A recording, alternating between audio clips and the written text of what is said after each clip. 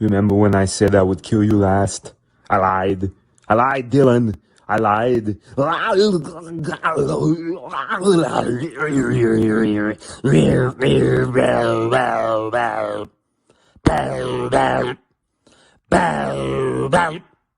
Free up!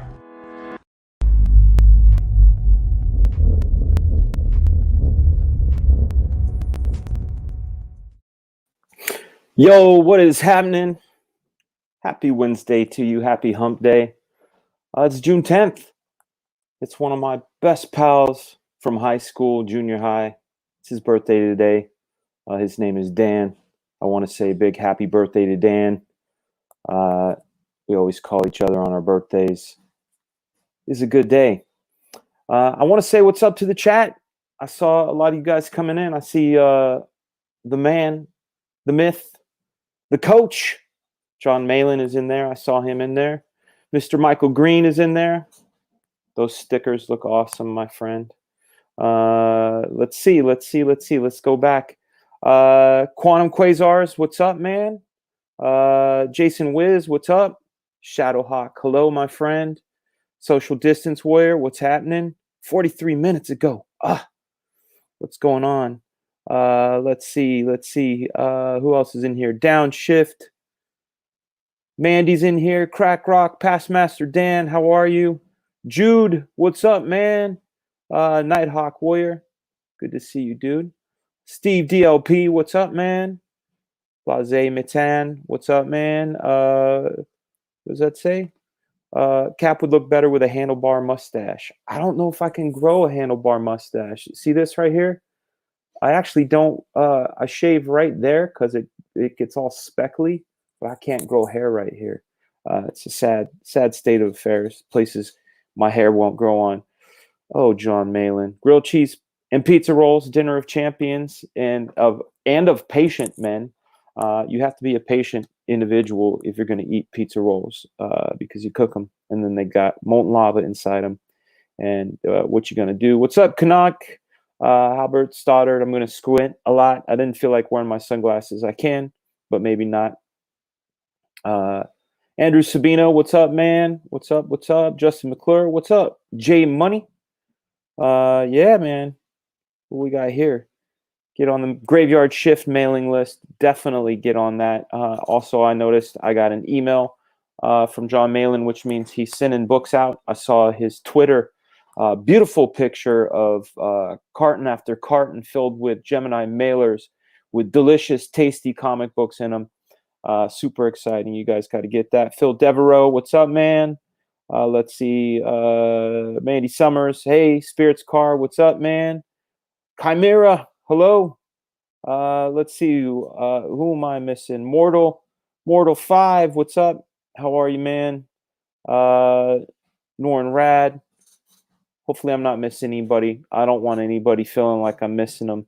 I feel like Miss Nancy. I don't know if you guys ever remember Miss Nancy. I've talked about Miss Nancy before. There was a show called Romper Room. She used to have this mirror, and she'd say, I can see so-and-so. I can see so-and-so. So I want to say hi to everybody. DJ 2K, what's up? Rooster Puncher, what's up, man? Jay Conton, Matt Cisco. Familiar faces in here. Yeti Mind Tricks, what's happening? Hopefully I'm getting all caught up. Tombo, what's up, man? Who, me? Hello? Mogwai Centurion, hello. Hi, Lily Bell. Pastmaster Dan, Death Metal Hero. Get Malin on. If only I could make John Malin. How are you, sir? Look at that. Like magic. Yeah, it's magical, man. It's like it was. How are you this fun evening? Awesome. You doing well? I had a nap. I'm feeling good. So I had sort of a nap. I took a bath. I'll tell you, man, one of the things that's crazy, and I don't know if you've had to deal with this because you seem a lot healthier than I am, but just dealing with any sort of medical stuff. Like I got this inguinal hernia that I hurt myself back in February. And, like real medical stuff. Yeah, I am. And I don't have kidney stones. Yeah. And things of that sort. But this was from, I lost all that weight and I was going to the gym. So I was feeling really strong. I was carrying my son and he's like go fast, Dad. So I decided to run, and I basically tore my abdomen.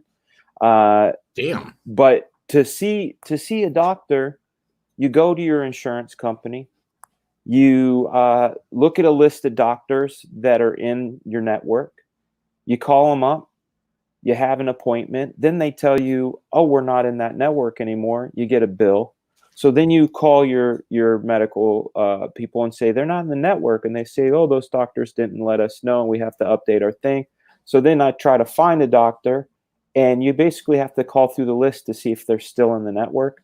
And then you have to get the appointment with them. And then once you get a referral, the surgeon they refer you to, you pray that they're in the network. And if they're not, you have to constantly change the referral. So to get anything done, you got to just go in circles and circles. I think it's fucking broken.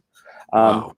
But that was my morning today. I don't even know why I brought that up other than anything medical. I just let my wife handle it.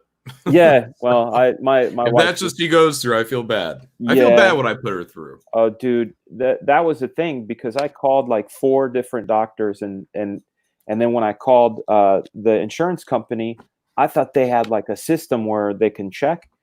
The lady put me on hold. I was on hold for like 20 minutes, and she basically did what I was doing. She went through the directory and was calling people. She finally found one, which was great, man. Slick Rick has a good question right here. Why are you always busted up with weird medical shit, Frega? I'll tell you, the kidney stones is because I eat a lot of spinach. It broke down to the fact that I eat a lot of spinach and I don't drink a lot of water. And with that, with me trying to get healthier, I lost all this weight and got stronger, but didn't get completely strong in other areas. So I pushed myself. I'm going to be 47 in like 9 days, but I don't. Oh, man. I don't feel 47 at all. Hey, John, I want to send you a beanie. I found it. No. Check this out. I need a trimmer. I need to cut this beard off. It's going off in weird places now. Just get some the beard tamer. I want to show you this thing. They only made, and I can legitimately tell you this. They only made 20 of these beanies. Okay. I directed this show on HBO. And as a wrap gift, HBO sent everybody that worked on it a beanie. So on the back of it, it says HBO. Oh, cool. But on the front of it, it has Carl Pilkington from the Ricky Gervais Show. That's the show I directed. Oh, the Ricky Gervais Show. Yeah. Okay. So I haven't seen this show. I like Ricky Gervais from the original Office, and the bits he did with the Academy Awards, but I haven't really watched anything beyond those. Oh, you need to, dude. I'll send you the seasons. I directed season 2 and 3. Okay. Very funny stuff. You know whenever Michael Bancroft. Wait, is it on HBO right now? Like, can I get it? No, they took it off. It used to be on HBO now, but now that it's HBO Max, it's not on there anymore. I wish it was, but it's not. I have their on-demand service. But you know the Michael Bancroft, when he animates Ethan and Cecil talking about stuff, that's a riff off of the show. Like it's copying the Ricky Gervais Show. Basically, it's their podcast where the situations are animated in a funny sort of way. Awesome. Yeah, that's and cool. Carl Pilkington, Slick Rick says it right. He says Carl Pilkington, Idiot Rod is worth watching. He's I think I might have seen that. Like they send a friend out to like foreign countries. Yeah, that's like Carl. That's who this guy is, right? Okay, here. All right. Yeah. Okay. You're gonna watch the show and then you're gonna be like, I have to rock that beanie. So this is yours. So I'm gonna send that off to you. But yeah, the medical stuff. All I got to do is I got to get stitched up and I got to just take it easy. You know, I was over 200 pounds for 10 years, you know, and my fight weight used to be around 190. I felt so good at 190. Yeah. And then, you know, in November or late October, when I had Ryan Stegman and Nelson Blake on my show and we started talking about diet stuff, I was 253. That was my heaviest, was 253. And I said, man, fuck this. I don't want to be 253 anymore. I gotta do some changes and things. But after those changes and losing, you know, getting down to, when I hurt myself, I was down to 184. And I was going to the gym, but I wasn't quite working all the core stuff. So that, you know, that's what ended up I hurt myself from just what do you call it? Overestimating. You know, that happens, especially like people don't get old. So in my topic today, I wore muumuus at 253. I did actually. I wore a lot of sweatpants. That's what happens. You know, sweatpants are the friend. But I also gave no fucks. Like I just ate everything, drank everything, didn't care. It didn't matter what time of day it was. Sugar, caffeine, it didn't matter. It was always a good thing. So today, and this happened. See that? Sneezing throughout your back. That actually happened when I was heavier. That happened as well. Crazy yeah, but that can happen when you're in good shape too, man. That's true. I mean, I bent down one day to pick up a sock, and it just went, and I was like, "Oh crap," you know. And I was plenty active back in those days, so. It ain't right. But I do notice that like when you actually are more physically active, like you're less prone to that. Because I used to have a lot of back pains. You know, they just shoot in. But man, when I was out there shoveling and doing actual labor, like you know, they would be fewer and further between, but they'd still be on occasion, and I'd be pretty healthy. Yeah, I just want to get this all fixed up, get on the mend, and then just do everything as slow as I can to get physically fit. The other thing I noticed too, I started drinking again. As you could see by the intro. I realized, dude, our bodies are kind of these biochemical machines, you know. And my dad used to say stuff like garbage in, garbage out. And I was always thinking about like, oh, what you watch and what you read, but he's also talking about food, you know. He's talking about like if you eat junk food, you're gonna feel junky, and if you drink and it ends up getting you into a cycle. You know, you feel like you want to turn the world off, so you drink, and then you feel sort of depressed afterwards, so you drink, and then it just goes and goes. Yeah. Everything's a trap, you know. Overeating, over drinking, you know, these are all things. No, the overeating I'll definitely fall into. But I'm aware that I'm in a trap, and that I need to get myself out. I'm going to self-fat shame myself. But that's also like why I stay away from drinking, because I just know there's a lot more negative things that can come out of that. I have alcoholism in my family, but like liquor, like I'll have some liquor, but I'll rarely have like a bottle. Well, I'll rarely have anything in my house, but especially like a bottle of liquor, just because it's like there's a lot of negativity that can come from that if I should happen to fall into that trap. I know what you mean. I've been falling into it, and it just had me thinking a lot. And I'm glad you're here, actually, because you got that poster back there with Bruce Lee on it, and that's what I wanted to talk about. I wanted to talk about creativity, and I wanted to talk about Bruce Lee. So I'm going to make my screen big real quick, and I'm going to show you this thing. I bought this from the Bruce Lee family.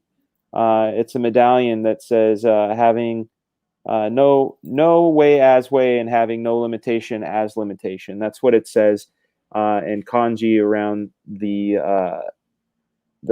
Tao symbol. And I gave this to my friend John, because he's the one that introduced me to Bruce Lee when I was a kid. And John passed away back in December, and I didn't find out about it until January. Oh wow, yeah. And his wife let me know, and I asked if I could have this back, and she sent it back because it meant everything to me and him, but also it makes me think about conversations that I've had. Like, I'll tell you a funny story that happened. So this is LA Comic-Con. It's called Kamikaze, and this is in 2017. And I was late getting to the convention because parking was a motherfucker. It was at Staples Center, and I circled around parking. I ended up parking somewhere else and getting a taxi to take me to the Staples Center. So I got there like an hour and a half late. And when I got there, someone had taken over my table. Okay. Oh snap! Yeah, they just like were like, "Oh, you're a free table." Yeah, yeah. My daughter's like, "I remember this." Wait. I think there's one guy that was known for like kind of table grabbing. What was it? The Soydom guy? Sweetum? No, Okay, all right. definitely not him. I get there, I see who it is that has taken over my table. Mm. And instead of like clearing their stuff off, I cleared like a third of my table so I can just sit there. That's very nice of you. Well, it was Shannon Lee. It's Bruce Lee's daughter. Okay. Oh, okay. And she's like, "I'm sorry, is this your table?" I'm like, "Yeah," but I was like, "I'd give it to you, but I need to set up." She's like, "You don't have to." I was like, "Yo, you have no idea like what your dad meant to me as a kid growing up. Not just like how cool his movies are, but reading his philosophies on things about just how to learn, how to take things that work, how to cut away things that don't, how to be a better human being, things like that." And she ended up clearing her stuff anyway, and we ended up talking and exchanging emails and stuff. And there was a point where we were trying to get a Bruce Lee cartoon at Mattel. Like I was trying to help her get this Bruce Lee cartoon set up at Mattel. And after the meeting, she and I were talking, and one of the things that we got to was this sort of idea, the core of what Bruce Lee was always going for was, and I have a saying, to be and do your best. And I find myself not doing that all the time. And I go back to this saying, and this is why I have it in the title of the video. The idea that Bruce Lee says in Enter the Dragon when he's talking to Lao, he says, I need more emotional content, not anger. And he says, don't think, feel. Like it's a finger pointing away to the moon. Don't concentrate on the finger or you'll miss all the heavenly glory. I use that idea when it comes to drawing, right? Like when I do a lot of thinking when I'm drawing, I get in my own way, right? Yeah. Like because you overthink something, it doesn't become a drawing. You're not even creating what you're supposed to be doing, which is this illusion of this stylized, exaggerated situation that evokes emotion from your audience. So a lot of that should be done with feeling. But what I found on a lot of other things in life, that sometimes you shouldn't feel first, you should think first, because I find sometimes I let things get me down that shouldn't. I let things get me angry that shouldn't. And those are the things that I think people should think about. But what I realize is we're not, as human beings, we're not straight up like one size fits all. I almost feel like if we think of life like a video game, like we're trying to hack it, it's almost like if you were to face. I don't play D&D, but I remember designing characters for people and watching them play. But like if you enter a certain situation wearing a certain kind of armor, you might get your ass kicked. But if you go in wearing like a cloak of magic or whatever in that same situation, you'll make your way through. So what I'm finding is that sometimes feeling is the best way to override a situation. Like when it comes to creativity, I find that if I follow the way something feels, or when it comes to, I don't know, like listening to your body, obviously, like I should have when I hurt myself, you should be doing that. But then there's other situations where thinking is key. And where that boils down to being creative is I think that we're of two minds, right? One side, our right brain side, is all that feeling stuff. It's music. We can't really understand why we like the music. We just do, even though, you know, like you said, rap is the Cal arts of music. The Cal arts of music. But like there's certain stuff like even a little kid, my daughter, when I put on Bee Gees Stayin' Alive, I put it on the record player. She's never seen Saturday Night Fever. She didn't know what the hell the Bee Gees are. She's one. She hears it and she starts like, you know, dancing and spinning and bouncing around to it because it's a feeling, right? She didn't have to think about it. She's not counting her steps. But what I think in creative aspects of thing, I almost think like sometimes we do need to put on the feeling, how we feel, like how we want a scene to feel, but we also need to switch over to the thinking aspect. And have you ever read Robert McKee's story? I'm illiterate. Are you? You don't do audiobooks or anything like that? No, I do some audiobooks, yeah. Okay, so but it's very, very rare occasion. So McKee breaks down story in a way that's very structured, right? It's a lot of times it's a 3-act structure. At a certain point, you introduce the conflict. Then there has to be, you know, get to a certain part. Then it gets to a climax, and then it gets to resolution, and so forth and so on. And then he talks about scenes that lead you to these things, and how you basically want to start a scene with a switch turned off, and by the end of the scene, you want the switch turned on, and how it changes. So like somebody feels like they won the lottery, but it turns out they didn't, but they have to kill their grandma to get the ticket. And then they don't want to kill their grandma. They're not going to kill their grandma, but they find out that the grandma also won the lottery, but has to kill them. And then it turns into a fight, right? Like, so because those are the switch hits, but those are literally formulas, right? Those are things you have to think about. But then once you get into the swing of things, that's where you have to resort to feeling again. Yeah. Which is, I think, what I would kind of drive home on what you're talking about with the thinking and the feeling part is, you know, I think you can only really get to the feeling part once you've kind of not necessarily mastered, but got a real grip on the thinking part, you know. Even Bruce Lee, you know, when he was learning martial arts and you know, it was very technical. Certain things would be driven into him, and only after, you know, knowing all the techniques, and the same with drawing and almost, you know, probably any art, you know, it's all these, here's the right way, and only after you got all that, then you're pulling, you know, you think it's a lot more feeling, but it's really just that kind of muscle memory kind of helping you through. So it's just a relaxed, it's a little bit sloppier.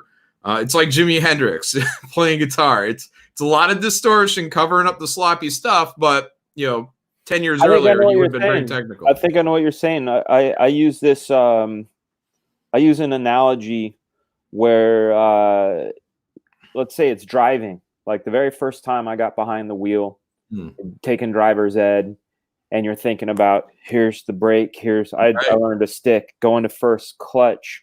And then you're thinking, oh shit, how many feet is it before you put your blinker, before you turn? And like, how many times do you look both ways? And you're very cognizant of every little step. And then 6 months in, you're eating Taco Bell, listening to Metallica, you know, talking on the phone with your buddy. And then if you're like, go to a go-kart race or whatever, and you're so good at driving that you're drifting and you're like doing style. And then you're not even like, you're just thinking about what it feels like to take that turn. Versus, oh, I got to step on the brake and turn the wheel and lean. And you know, it's like you're in the zone. It's almost like you're a passenger of yourself, you know, and just letting the muscle memory do all the moves, all the technical stuff, even playing guitar, you know, when you're doing all these, you know, chords. I mean, you know, I've learned, you know, numerous chords, but I always think about it. I'm like, it's weird that my fingers just kind of know where to go when I'm trying to do these things now, you know, like it's very, very intricate, like, you know, like D chord, G chord, you know, it's like, how is my brain keeping all this stuff together? You know, but it does. It's just what it does. So you can at some point you can start playing the guitar and your mind can start drifting into other places, but you're still hitting your chords properly as long as you're trained. I picked up a guitar like a year ago. Like I used to pat myself on the back because like I'd set down the guitar for like 5 years. I'd pick it up and I'd be like, yeah, I can still hit these chords. I'll probably, it's like riding a bike. You never forget. Then I lifted a guitar up like a year ago and my fingers were all over the place. I was like, it's gone. It's gone. I feel that way with Guitar Hero. That's about all I can do is Guitar Hero. And I guess anything that you stay away from, you know, it's like, I really like making music, and I like making music, you know, digitally. I don't use loops or anything like that. I program using a keyboard and a drum machine. But I find that anytime I step away from it for more than a month, I have to go and watch tutorials on how to do the shit again, because I forget, like, how do I, you know, if I want to sample the sound of my keys, how do I turn that into a keyboard? How do I stretch it across the keys? And then I have to remember all the technical stuff. And that's why I get a lot of people get this this question given to them, which is, what do I got to do to get better, man? Right? And then I say that cliche thing, practice, right? But really, how do you get to Carnegie Hall? Right. It's but it's, I'm of the mind that you should draw every day, and you should know what the drills are. But the other thing too is it's one of these things that we get so conditioned and used to something that we don't have an objective eye to it, right? Like, for example, I was talking a little earlier about, you know, being 60 pounds heavier, you know, what is it? It's June now. 7 months ago, I was 60 pounds heavier. I didn't even notice it. I have this program on my phone. It's called Time Hop, which allows me to see posts that I've made on this day for the past 10 years. And a couple of days ago, they were saying, you made this post a year ago. And I was talking about my book, The Grave, coming out, because tomorrow will be the 1-year anniversary of the book coming out. And I was watching the little promo video I had, and I swear I looked like a Hershey's Kiss. I was like, you know, I had that skinny head and the big Hershey's Kiss shape. But at the time, I didn't think I looked like that. I didn't know I looked like that. And we got to get that way. We got to be that way with our art. And some of the way of doing that, you know, is holding a mirror up to it. The other thing is also working on things you're not comfortable with. You know, like if I used to hate drawing vehicles, like I hated it, because I didn't like the technical aspect of it. I didn't want to get a ruler out. I didn't want to get ellipses out. I didn't want to get my French curve out, because I like organic drawing. Yeah. And see, that's where, like, for me personally, like, that's where I'll smoke a little weed, because I still hate drawing these things, but you know, at least when I, you know, one little puff, that's all I'm doing. I'm not getting blown out. But once I do that one little puff, man, then all of a sudden I can draw a car like I love it. You know, like, everything starts to matter a lot more, even a building. And I'm like, yeah, if I just do a little bit more on here, you know, it'll elevate this thing just a little bit more. So when I come up to those spots, that's where I use weed like a tool. Like, this whole page is gonna suck. I don't want to do it. Take a little hit.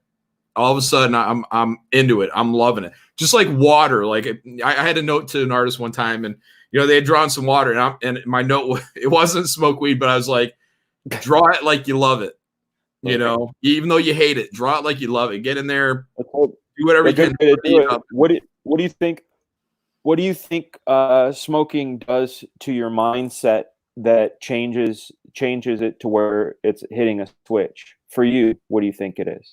That's hard to pinpoint. I would say at one point it's probably it brings it back down. Like, one, it's just fun for me. You know, it just becomes fun. Like, ooh, here we go. You know, like little roller coaster ride.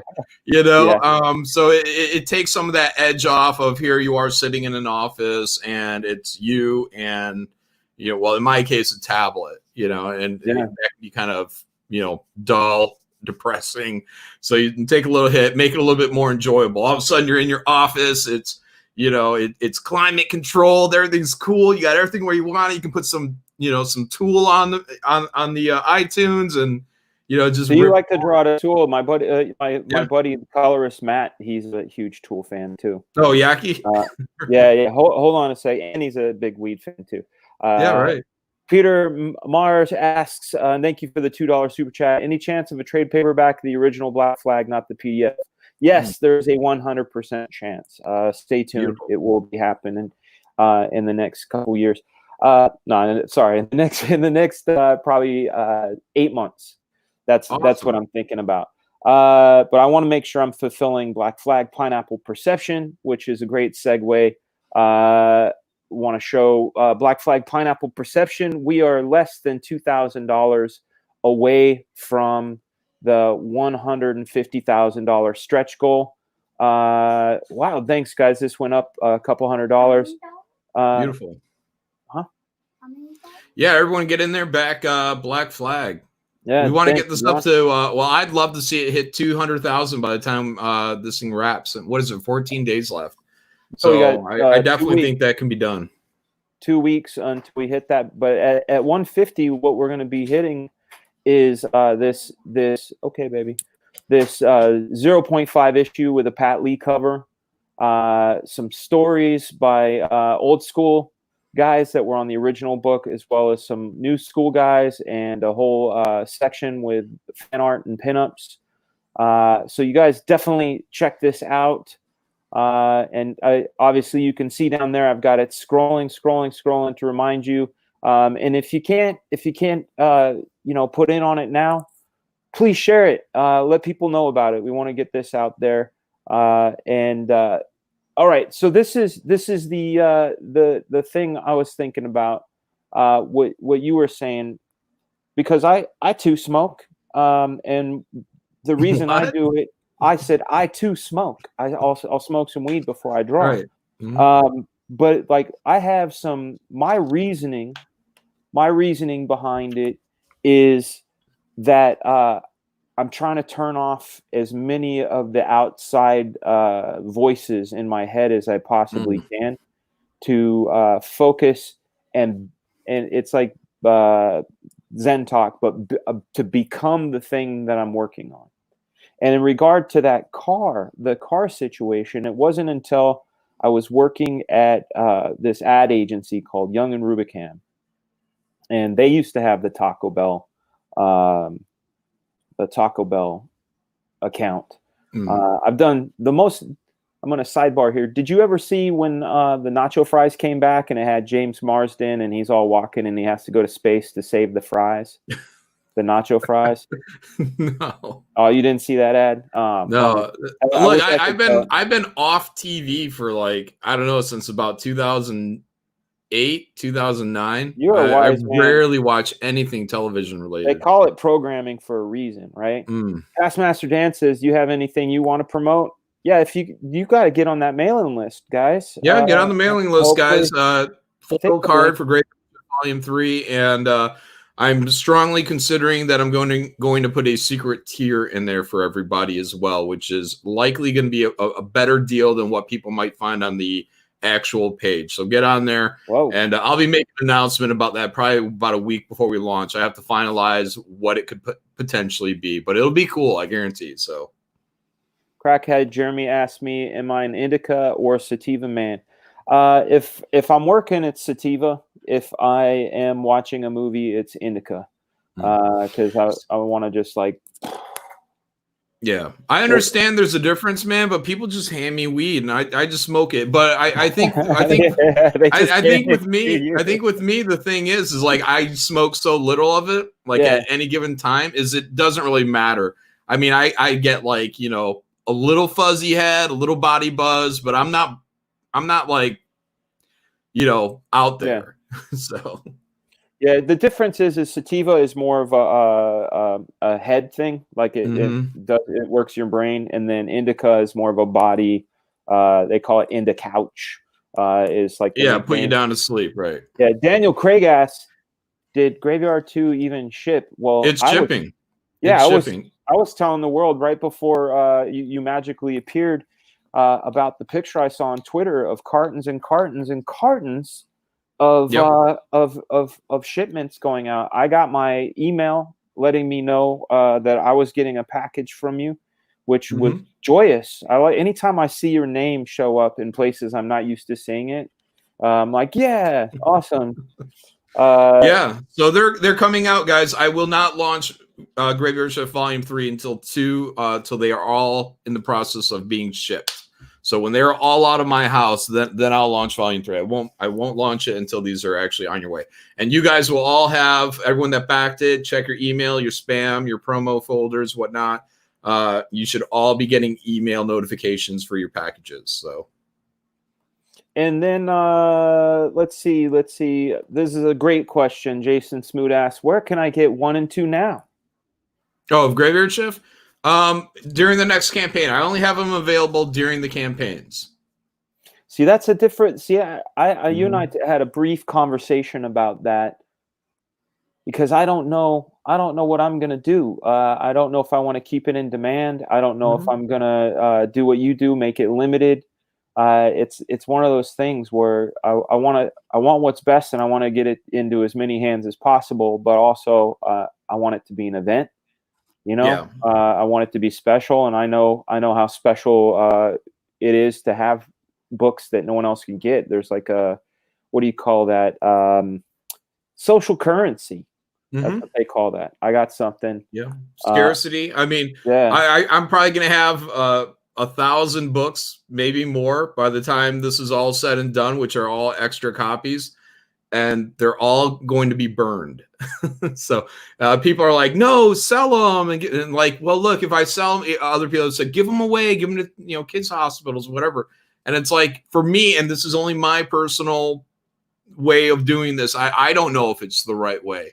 I don't know if I may not find out it is right or wrong for 10 years from now. But if the value of the books end up going up, then I feel like I did a really great thing for my backers. But if it stays neutral, then it's like, I guess I could have just kept selling them. But as these are right now, it's that scarcity that I want people to have. Other people, I would probably say I strongly encourage you to go the other way, because if you leave in-demand stores, you can keep selling these things. I mean, I probably missed out on, just from the last 3 years, I could have very well missed out on over $100,000. So by doing it like this, but I like to keep it exciting. I don't like to be on sales mode all the time. I like to just hang out, talk to people. So do I, man. I'm the same way. I'm actually looking forward to the campaign winding down, because I really want to just do more streams about creativity, drawing, process, history. I'm going to start reviewing more books. I've been going crazy reading Frank Miller interviews. Like going all the way back to like the late 70s up into some of his latest stuff. Very interesting stuff. Also, a lot of the industry history repeating itself. Are you ever gonna cover some of that on here? I am. Yeah. Okay. Cool. Look forward to it. I was thinking about doing both, recorded video and also. Well, I'll tell you about this, John. I want to get some feedback, because I got this saying. And it goes like this. It goes, it's hard to read the label when you're in the jar, right? So we're in a situation so much that we don't see what we appear like from the outside. So you're a guy in a bunny suit. I'm a fucking guy in a bunny suit, man.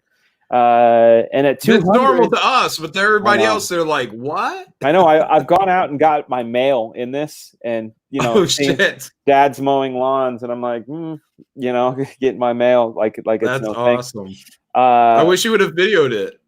Yeah, dude, video that. That'd be a great video. Did you get your mail? Go to Walmart. I want to get my drone out and do that.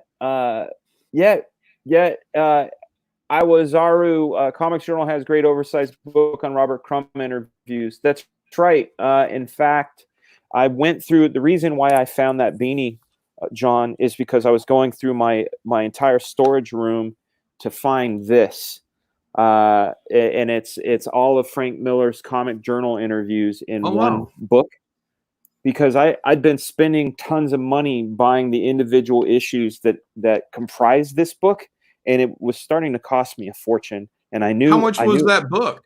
This is only $39. You can get this on Amazon. It's just Comics Journal Library. I think that's what it's called. The Comics Journal Library, Frank Miller. And yeah, it's awesome. It's like, you know, it goes through his career. And what I've been doing, because I'm such a fan of pretty much all of his stuff up until the 2000s. I love Ronin. I love Daredevil. I love Dark Knight, of course, being my favorite. 300's great. Sin City's great. But I was... Ooh, they got one on Jack Kirby? Yeah, Jack Kirby is volume 1. He's volume 1. So the Frank Miller one is volume 2. I need to get that Kirby one. I definitely need to do that. But I've been going through and finding as many interviews as I can on McFarlane, Liefeld, Miller, and Kirby, because I feel like those guys they have eras, right? And when you look at Frank Miller, and I don't talk to your boy Zach too often. He and I chat a little on Facebook. And one of the things I was saying to him, I had picked up this comics interview. It was this. Let me see if it's in this stack. It's not in this stack, but it's a comic. I now have estimated delivery dates of June 19th and June 15th for both of those books. June 19th is a good day. Oh, you got the Kirby one? The Kirby and the Miller. You're going to get the Kirby one before I do, damn it. But the comics interview that I picked up was done while Frank Miller was working on The Dark Knight. So The Dark Knight hadn't come out. He was writing it. He was formulating it. And you learn like little things like where his mindset was, that he didn't originally want Superman in it, that it was originally only going to be 3 issues.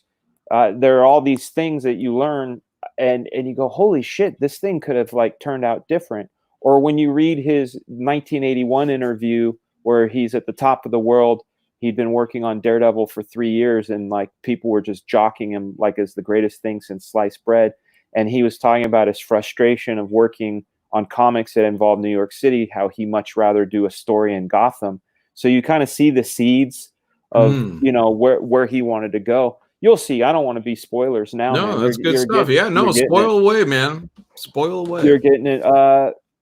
Tony Bracadella, thank you for the $10 super chat.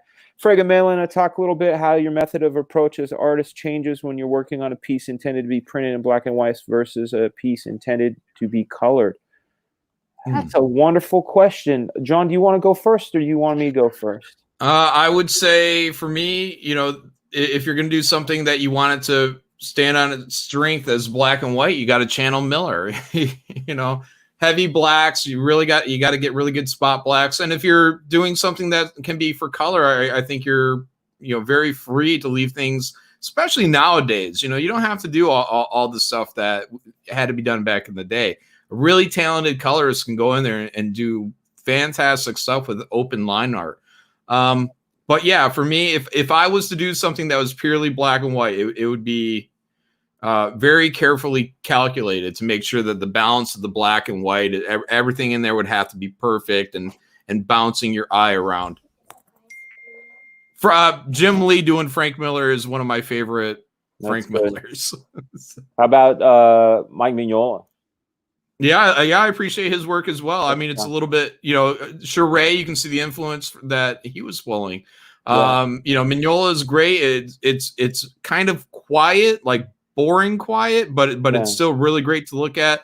You know, I mean, there is something, I think even Guillermo del Toro mentioned something about like looking at the abyss of the blacks, and that's that there's no little bits of white that kind of like break through. It's like a solid black shape that he's doing in there, and I do appreciate that.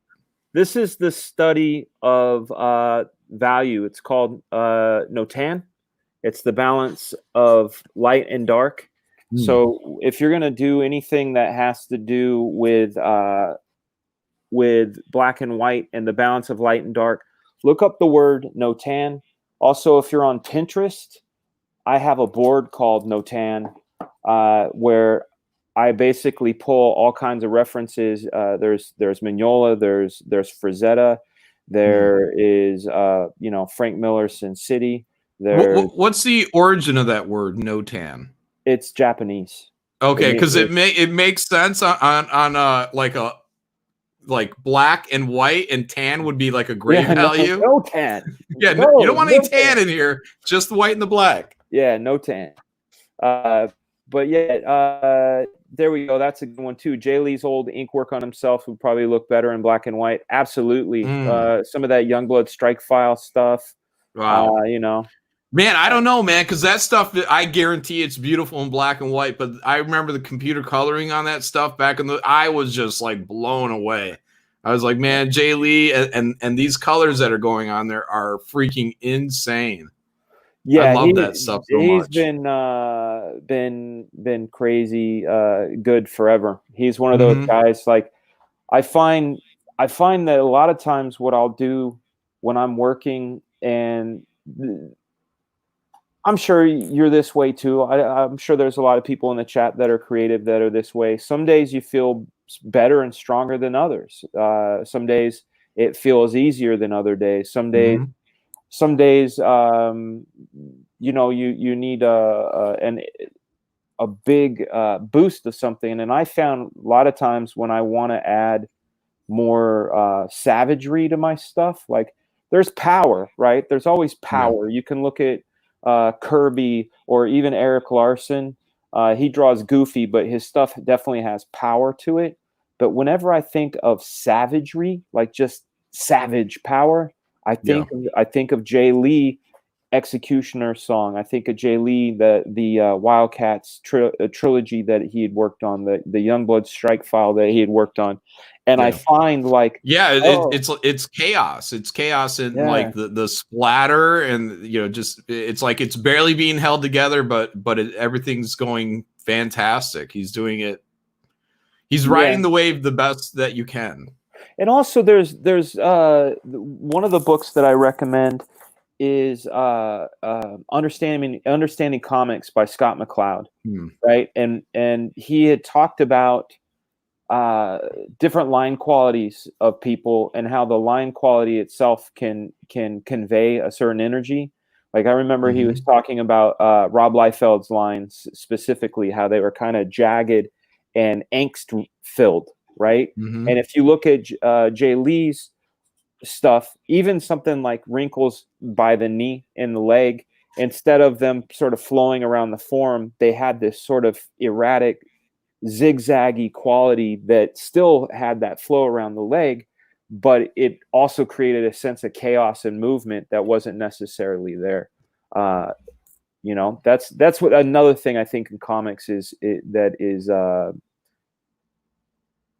Whoa, Shane White, what's up, man? Fragaboom, how's it going? It's good. It says Ethan wants the link. Ethan, the link is inside of the room. There's a room in Twitter that's got you and Malin and a couple other folks. So that link is chilling in there. If he's truly in the chat, I didn't see him, but I didn't see him in there. Sometimes people just say that. I know. I'm learning, man. Yeah. This is another book that I've got into recently because I'm always trying to upgrade. This one's called Light and Shade for the Artist, and I see guys, especially like Dave Finch, old Dale Keown, new Rob Willis, and I see there's a lot more light and shade and value in their work, which I feel like I've always been more of a line guy. A lot of my heroes are this way. You look at McFarlane, he certainly spots blacks for design, but he doesn't necessarily have a lot of light sourcing. Like he doesn't have faces that have, cast shadows and he's just like, where can I stick a line? Right. And Art Adams will do every now and then he'll do some dramatic uplighting for drama's sake, but his scenes generally aren't lit. You look at Will Spartasio, you look at Dave Finch, Mignola, Keown, Rob Willis. I bring up Rob, and I find, or one of my favorites, Kyle Holtz. I look at their stuff and I realize like there's a whole set of tools cinematically and dramatically that I'm missing out on by not being more of a cinematographer in my work. Mm-hmm. I'm more of a compositionalist and a sequencer. So I'm thinking about bold shapes and how each of them flows into each other, but I'm not really being, you know, in the film world, a DP, a director of photography. I'm not thinking of that stuff, and I feel like I need to more. Christopher John says, "Greetings, gentlemen, chat, Fragaboom, ladies." Christopher John, how are you, sir? Good to see you out there. Yeah, Holtz is a beast. I want to get him on the show. I've been trying to get him on the show. He just gets shy. He's like, I don't know if people want to talk to me. I'm like, they definitely want it, dude. Yeah, and that's what I'm kind of thinking, like, even like with Project Thunder, which is, you know, something I'm going to be launching in the fall. But like, you know, I still keep banging in my head, like, which way do I want to go with it? You know, do I want to stick stylistically how I am? I mean, I'm really, really inspired by the Red Star. So, you know, part of me wants to do it very much like that, where it's almost being kind of told like, well, if anyone's checked out the Red Star, it's almost like a fairy tale. Are you talking the Christian Gossett Red Star?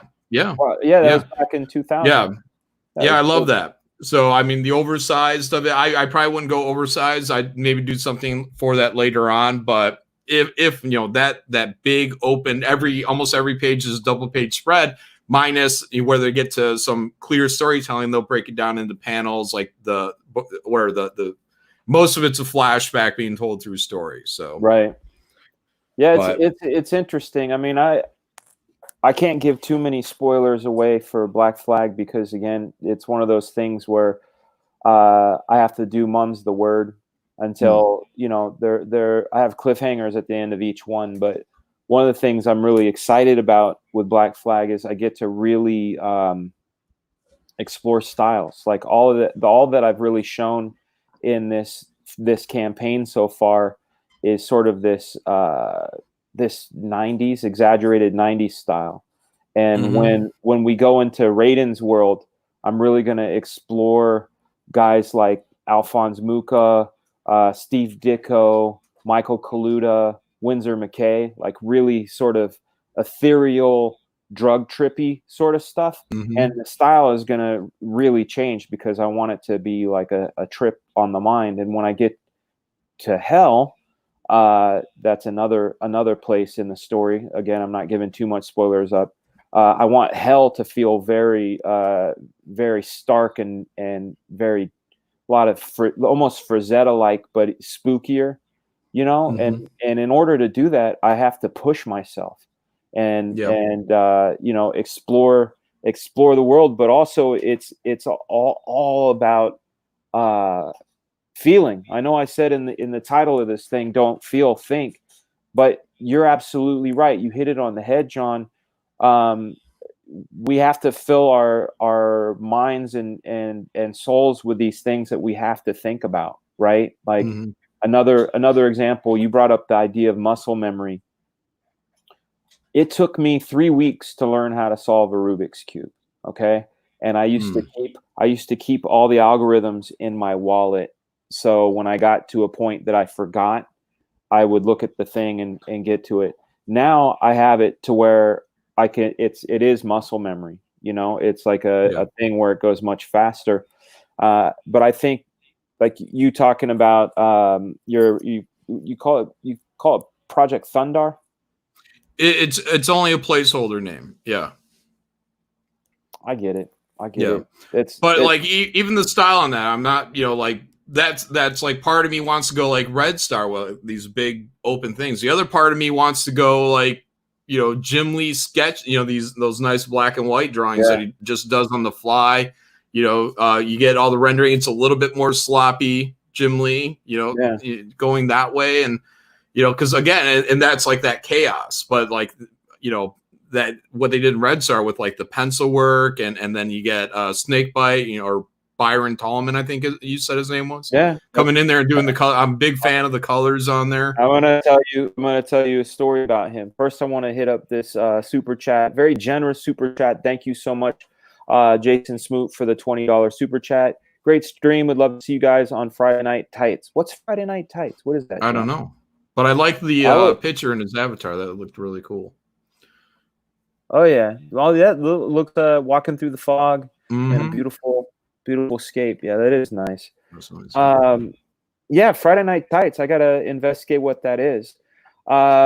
So is it a drawing competition? Because I'm not doing anymore. Look, I've not made any friends at all by being the great victorious champion of the drawing competitions, guys. So yeah, if you and I battled, that would be. If it was just you and I battling, I think that would be fun. The streams I've been on were shit talk. you know, I'm not. But eventually, I don't know. Well, I only went on one 2 times, but I think the first time I went on this one, I think I did a lot of damage on there. But so I think I'm about done with drawing competitions. I'm not making any friends. Nerdrotic, I know which one it is. It's got like Az is on there, Odin's on there. That one's a lot of fun. They talk shop and stuff. It's really cool. So back in 91, this is when I was at my most frustrated because I was talking to Marvel, I was talking to DC. I had just graduated high school.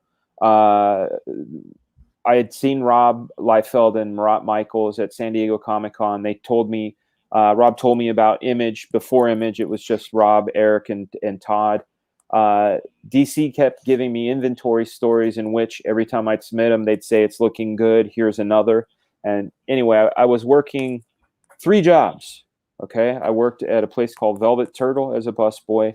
I worked for Diamond Comics as a warehouse guy. So I basically was the guy moving boxes and filling up comic shop accounts with books. And then the other job I had was at a place called American Eagle Outfitters. And American Eagle Outfitters was at the local mall. And I was a salesperson. I'd go out and tell people, buy this flannel, buy these shoes. They'd look great on you, or they'd look great on your grandkid, or whatever. This guy comes in, and he's got this like really cool, I'd never seen it. It was like this leather wristband that looked like something out of Jim Lee's X-Men. It looked like the same kind of leather band that Cyclops wore on his thing. So I say to the guy, I'm like, yo, dude, that looks like something out of Jim Lee's X-Men. And like, I just said it like kind of like a Tourette's thing, not like anybody would go, oh yeah, Jim Lee's X-Men. I know what you're talking about. But it was just sort of like, yo, man, that was, oh shit, Chess King. Man, I used to love Chess King. Chess King and Merry-Go-Round were the shit. So I say to the guy, yo, that looks like something like from Jim Lee's X-Men. And the guy goes, yo, word, like Cyclops. And I'm like, oh, like my kin. It was Byron Tallman. Okay. And neither of us worked in comics yet. I was, of course, I knew Rob, talked to Rob, was trying to break in, had a lot of close calls, wasn't happening. But he and I just start rapping, and he tells me that he draws, he likes doing comics and, all this stuff. And we went over and hung out with him. Turns out he likes weed too. So we smoked some weed, and I remember listening to Tribe Called Quest. He had a Tribe Called Quest, and he's showing me. Well, we can't all be perfect, can we? I know. So I'm looking at his work, and I'm like, yo, man, your stuff is really good, but like, I'm really impressed with your color choices, man. Like, it reminded me of like Linda Medley meets Mobius. Like it wasn't overly saturated. It was slightly muted, but the modeling was really nice, and it was evocative in a very sort of like, it felt realistic in an urban sort of way. Like if he did a war comic or did, like something like even Blade Runner, something that was sort of tilted down, not really bright and poppy. I said, yo, this stuff's fantastic, et cetera, et cetera. Well, Byron was the guy who helped me pack my moving truck when I moved to Extreme. He was the one that drove with me all the way down to Extreme when I moved down to LA. And I worked on Rob for like a year saying, you got to hire this guy. You got to hire this guy. You got to hire this guy. Eventually, Rob, when we needed more colorists, Rob hired him. Byron moved down. He lived in the same house as Rob and I did. It was Rob's house, of course. But that's how Byron got in, you know, and what kind of house was it? What kind of house were you guys living in? 2 bedroom, 3 bedroom? Was it a palace? What? No, it was Rob's first house. Like I remember when Ed Piskor came to Anaheim for WonderCon, I gave him a tour and I showed him everywhere. I showed him all the original Extreme Studios, Rob's first house, like everything. And the house Rob had was in Fullerton.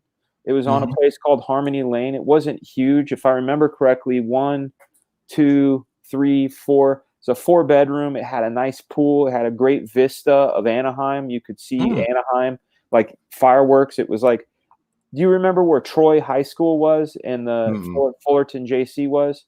No, I wasn't. I wasn't like checking out the towns. Like I knew where the Hat was in downtown Brea. Like, that's all I was ever checking out down there. Yeah, Disneyland.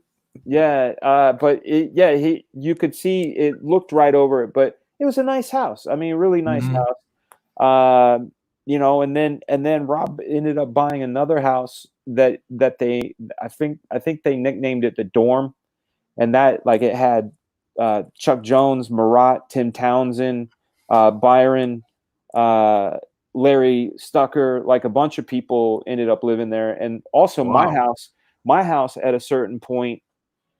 It was an apartment.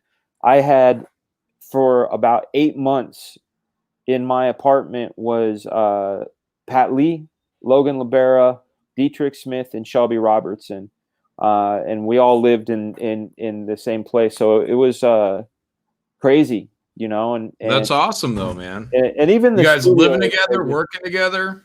Yeah, it was cool. I mean, I guess it would be sort of a double-edged sword in a way, because like if I'm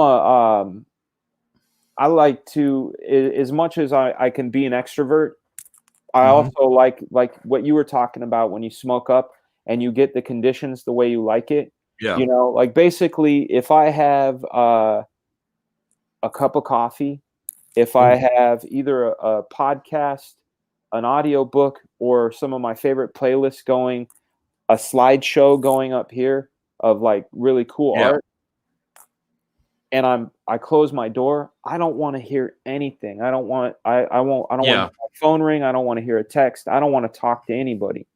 Yeah, I hear that. Yeah, absolutely. Yeah, that was impossible for that 8 months. Like you would go to the studio, and you know, at a certain point, especially around this time, this was like 95. Man. Anthony Wynn, Cedric Nocone, Shannon Denton, Brian Denham, Mark Parillo, Art Taber, Dan Panosian, Norm Ratman, John Sabal, Danny Mickey, Marat Michaels, Chuck Jones, Carl Allstetter, and I'm missing a bunch of names, but like in one big ass room. Okay.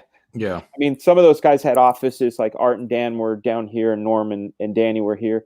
But for the most part, there's this huge bullpen of guys, and then there was a whole color department that was like Andre and Don Skinner. And that's awesome though, man, because like that's what people wanted like Marvel to be. You know, like you got that artist there, he's sitting over there, that dude's sitting there, the color is right over here. You know, but everybody's working out of their house. I mean, it was like that, but it was also kind of crazy because like you'd be working and you'd be in a groove, and suddenly like a fucking rubber band, and there was no, like, there was sort of a cubicle, but then like rubber, like out of nowhere, rubber band wars would break out, right? Like just patow, motherfuckers, and then you're like, and of course you're in your 20s, you know. I was like in 95, I was 21, 22, so you get hit with a rubber band, of course you're gonna get up, you know, put the lid on your peach Snapple, because that's what I was drinking back then. Put your lid on your Snapple and just start going.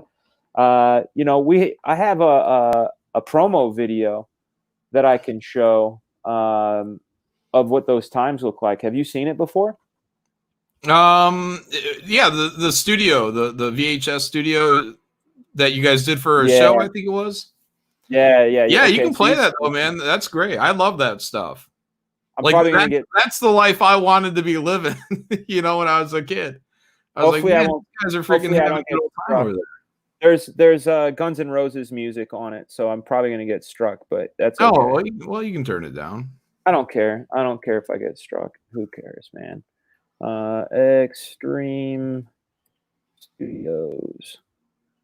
Okay, Extreme Studios. That's not it. That's not it. Oh, there we go. How you were describing, getting into your office, I totally understand that, man. I'm exactly the same way. I would actually have a hard time working around other people because they're going to want to like Rob Liefeld, like he's a talker. He can draw and talk. And like, I'm just like, I'm trying to figure out how to draw a head right now, So, yeah, I mean, for me, it's very much about focus, and how you describe that, like that got me excited. I'm like, yeah. Like when I did construction, that was like my encouragement when I got to the layoff was I'm like, I'm going to get home. It's going to be wintertime, and it's going to be me, my office, the middle of the night, because that's where you get all that largely uninterrupted peace. And I'm going to turn my space heater on in here. I'm going to get it all toasty. Yeah. And that's going to be my whole winter, man. Like me camping out in my office, other than hanging with the wife and stuff. But I mean, creatively, that's what I look forward to all year long doing construction was getting laid off. Oh yeah, that would suck, man. Just the turnaround on things. Hold on a second, I gotta fix the light. Boom, boom, boom. All right, so here we go. I mean, I could play it with. Fuck it, I'll play it with volume. We're gonna hear some Guns N' Roses. So this, I'm gonna do. What do you call that when you? Is it called EFAPing, where you kind of just go through it? Yep, and you pause. Yeah, every frame pause. Okay, so this right here is when you walk in the doors of 2400 East Catella. The first thing you would see is this desk, and that is like a what was it, like a 12-story building? Yeah, it was the Disney casting building, the Bank of California. So for people that don't know, this is a nice big office space building that right off the exit, I believe, and 12 stories. And what was it? Image had the top 2 floors. Is that what it was? No, we had floor 10. It was all of floor 10, basically. Oh, okay. And that was split with Image Central at the time? Yeah, Extreme? Is that how it worked? Image took up a third, and then Extreme took up most of the other part, and then there was this corner area that was Maximum Press, where I ended up going. So here we go. So this right here was the reception area. When you walk in, usually Shannon Mickey, who at the time was just Shannon, she'd be sitting here and taking phone calls and such. So there she is. Wait, is that Danny Mickey's wife or something? That's Danny Mickey's wife. Okay. Now. Right. Yeah, now, but then she was just the receptionist. So here, let me see. Can you see my mouse? Like when I'm moving around? Yep. Awesome. So this is Kiko Taganashi sitting there on the couch watching Danny Mickey and Anthony Wynn spar. And over here was where Byron Tallman and Chris Leitner sat, and then this corner over here was where my desk was. So here we go. So these guys are throwing down some sparring. Then that's me right here with my shaved head sparring, and of course they were just people to watch. So he goes for a flying kick. There we got John Sabal working on some Jeff Matsuda. Actually, I could probably turn this down a little bit. That was Rob looking at prototypes for Halloween masks. So that was one of those pullover shaft masks, right? So that obviously it didn't have hair. We got Matt Hawkins standing watching happen. There's our friend Snakebite. Of course, we got the VHS scan lines and zigzag. Richard Horry right there watching it happen. That's Marat working away, and then some of the masks. And there's a chapel mask. This was the 1994 San Diego promo video, so a lot of this stuff people had never seen, and we announced at the show. That is on. Rob still had. Last time I saw Rob in, I don't know, 2003, he still had that Bad Rock. Oh, I'm sure. Yeah, that big giant Bad Rock. Yeah. So you could see right here. That's some Chap Yape artwork, and the back. This is the back of Andrei Kromov's head. That's Andre. He's been on the show a couple times. That's Norm Ratman. Looking real cool. He looks like my old stepdad. That's funny. That looks like Norm. I'm not sure what he's inking there. I'm not sure who he's inking. Richard Horry walking by, being cool. That's Snakebite right there. So there we have Snakebite and Andre looking at him like, what's this fool doing?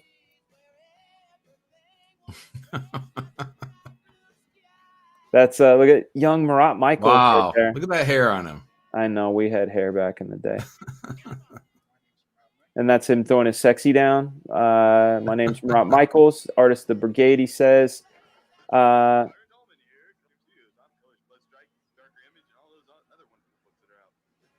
Yeah, we were all camera shy. So that's this right here, guys, is how we used to color comics.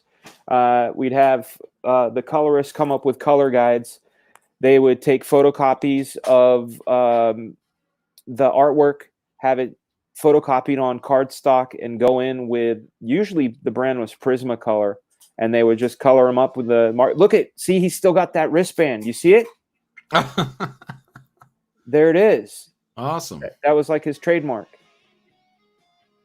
Norm had a stormtrooper outfit. Norm spent his money on a Cylon and a stormtrooper, which was really cool because he had him on The Office. That's Cedric Nocon, who you guys should follow on Twitter. He's great. He just said he's bringing his stuff over to Comicsgate, so that's pretty exciting. Seeing awesome. Another alumni come in.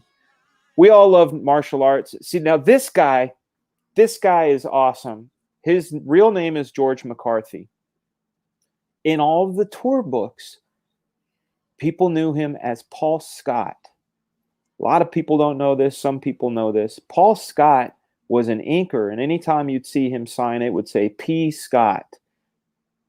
Paul Scott, this guy right here, George McCarthy, did not ink anything other than he would do transfers. He'd take little layouts, blow them up, and he would lightly trace them and give them back to the penciler. Or he would spot blacks, all the little X's, and fill in the blacks. Paul Scott was, in fact, Rob Liefeld. And what Rob was trying to do, the reason he created Paul Scott, was that he wanted to be able to ink over other people and have it look cool, but wanted the penciler to shine so it wouldn't say, like, Frega Liefeld, because then they'd go, oh, it's just Liefeld's inking. They created Paul Scott to make it feel like a new vibe. Wait, so this guy here he didn't do anything other than transfers, like transfers and spot blacks. Oh, yeah. Okay. So he's like what? Like a part of Paul Scott, I guess? He's the Milli Vanilli. He is the guy who was dancing. Oh, so like if he went on tour, he would tour as Paul Scott. Is that what you're saying? We would go on tour. He incredible. Would books as Paul Scott, but he in fact did nothing. Nothing. Wow. He's almost an intern. Yeah. But now George is an editor on Hollywood Films. He actually works as an editor, very, very talented editor, in fact. So that's him working the nunchucks. That was Mark Paolillo screaming for a second. This was basically the attitude most of the time. That's Dan Panosian, guys. Yeah. Young Dan P. There we go. There's the Bad Rock mask again. I wish I still had my Extreme hat. I don't know where that is. I know where my dog tags are. That's Mark Paolillo. Or not Mark Paolillo. Mark Pacella. God damn it. Wrong thing. Pacella, okay. Mark Pacella. He did Dooms 4. He did a whole bunch of X-Force issues right after Liefeld did. Right.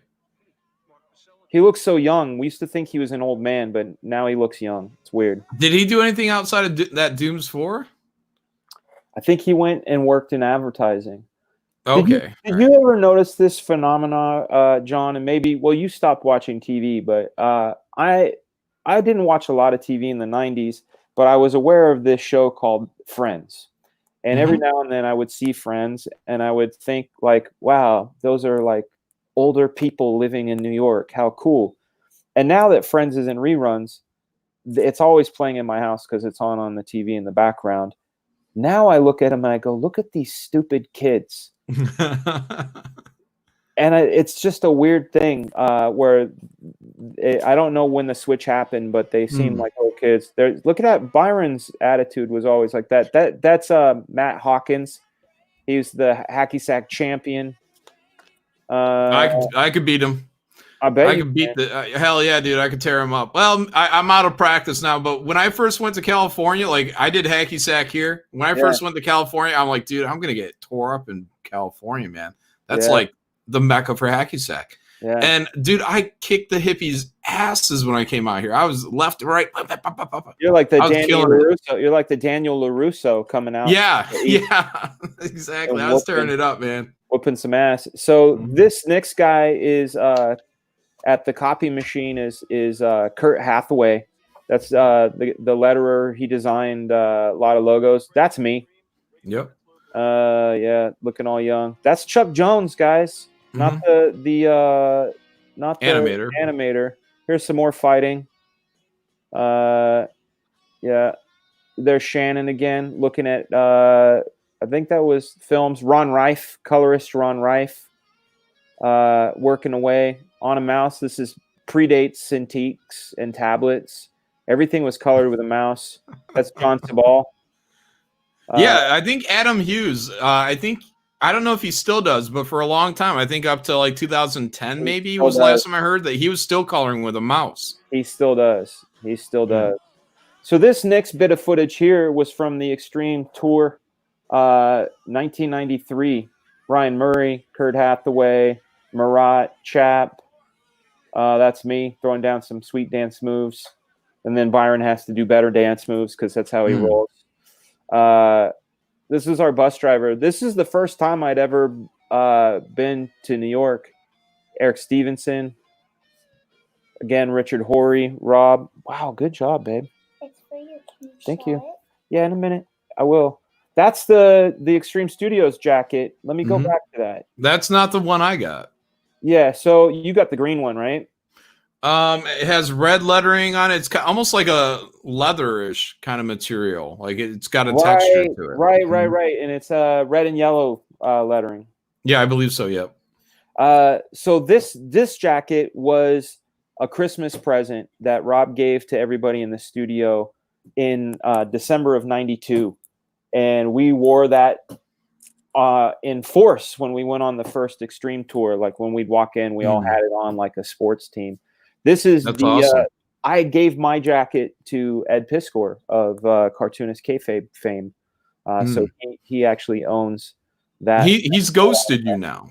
Right? He has ghosted me. Yeah, he's made my name the word Fragaboom, the word Couchdoodles, the word Frega, the word Dan Frega, a banned word, which I don't get it, but that's gratitude. It's all. I've been nothing but kind.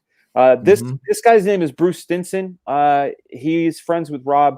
He's who Rob based Chapel off of. So he wasn't just a guy dressing as Chapel. This is the guy. Oh, really? I never knew that. Yeah, I remember that guy in pictures. I don't know if it was Wizard or whatnot back in the day, but I remember the guy who was cosplaying as Chapel. I never knew that he was the actual bassist. He's the bassist for Chapel, and that he's got the same name too, Bruce Stinson. Wow. And Norm Ratman is the one that always did his makeup. That's a little known fact. And the reason why is because Norm Ratman is a huge Kiss fan and has plenty of face makeup experience. So this is where we did the signing. It was Jim Hanley's Universe in New York City. There's Danny Mickey looking like Yoko Ono. Looking good, Danny. Looking good. I'd hit on Call me. Yeah. So yeah, we did the signing in this shop. There's Byron again. There's young me, Marat. We all did the soy face. Brian Murray, Rob, Danny, and then a crowd. We were mobbed. I mean, I think they said over 3,000 people showed up. So awesome. Like more than the print run of the original Grave showed up. So that was the tour. Bruce always stood around looking intimidating. Yeah, I wish this had better tracking, but I guess it really makes you feel like 1993. There's some Jay Lee artwork. we had to sign that Extreme Tour book over 3,000 times. And I'll tell you, I used to have one signature, John, and that signature evolved over time because of this signing. I thought I was going to sign all neat and clean like Todd McFarlane, but by the end, it turned into this sort of squiggle because we were there for 8 hours and Rob stayed an additional 6 because people, I mean, they didn't really want our signatures. They wanted Rob's signature. We were kind of the new kids on the block for that, and we got to ride in the wake of it all. But it was a lot of fun. I mean, look at this. Now it's nighttime, and there's still a crowd out there. Kurt Hathaway, Rob standing on tables as he used to do. Bruce was signing comics, and then this was the cop that they had to. I'm gonna what do you call it? The EFAPing here. So what this police officer was explaining to us was, you guys can't just walk out and go on the bus. There's still a crowd out here. They're going to eat you alive. We have to go out and let them know that Rob is going to continue to sign, and we're going to make way for you guys to get out. And so they actually had to get like 5 police officers to kind of part the sea to let us get onto the transpo van. But Rob ended up finishing off the rest of the crowd, which was nuts. I mean, very first signing ever. This was the very first signing I'd ever been to, and I'm 19 here. I'm like 19 years old. Wow. Yeah, kind of crazy thinking about that. Like I said, I'm about to be 47, so this is like looking at ancient history.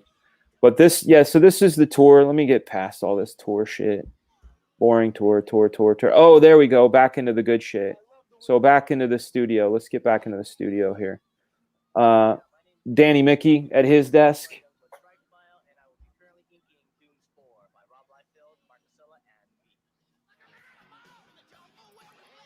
Art Taber.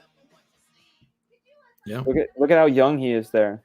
Danny and Art, both huge inkers. Like, you know, Rob doesn't get a lot of credit for bringing in so much talent, but he did. He brought in a lot of talent. Legends. And they're all signing. It looks like they're signing Cybrid. They were such smart asses. They were the king practical jokers, especially Dan and Art. And Byron always had the intense comedy, like intense comedy stuff. There's Art working away. Here we go. There's some Rob. Rob, what was he? Look at that haircut. He doesn't have any sideburns. Yeah, Chap. I love Chap. I miss him.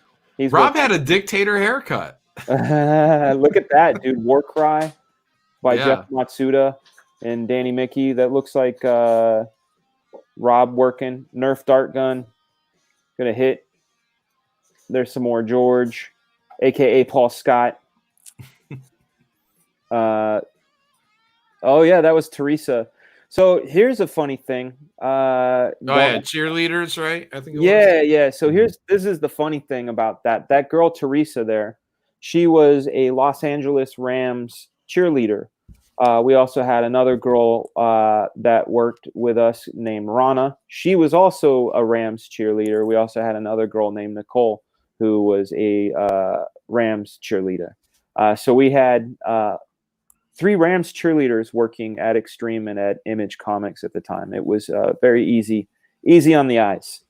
Very, very fun to have them. They brought a lot of really good energy. Did you see how close these desks are to one another? Right. Yeah. That's how a lot of the work was done. Like I said, parting distance. Yeah, exactly. No social distancing here. There was Byron again, acting a fool. So this guy's name was Mark. I don't remember Mark's last name, but he was the assistant editor or assistant letterer. So these are guys, they were working on paste ups. Whose art is that? Oh, some more dart. Gonna hit Byron in the face, and he's not gonna like it.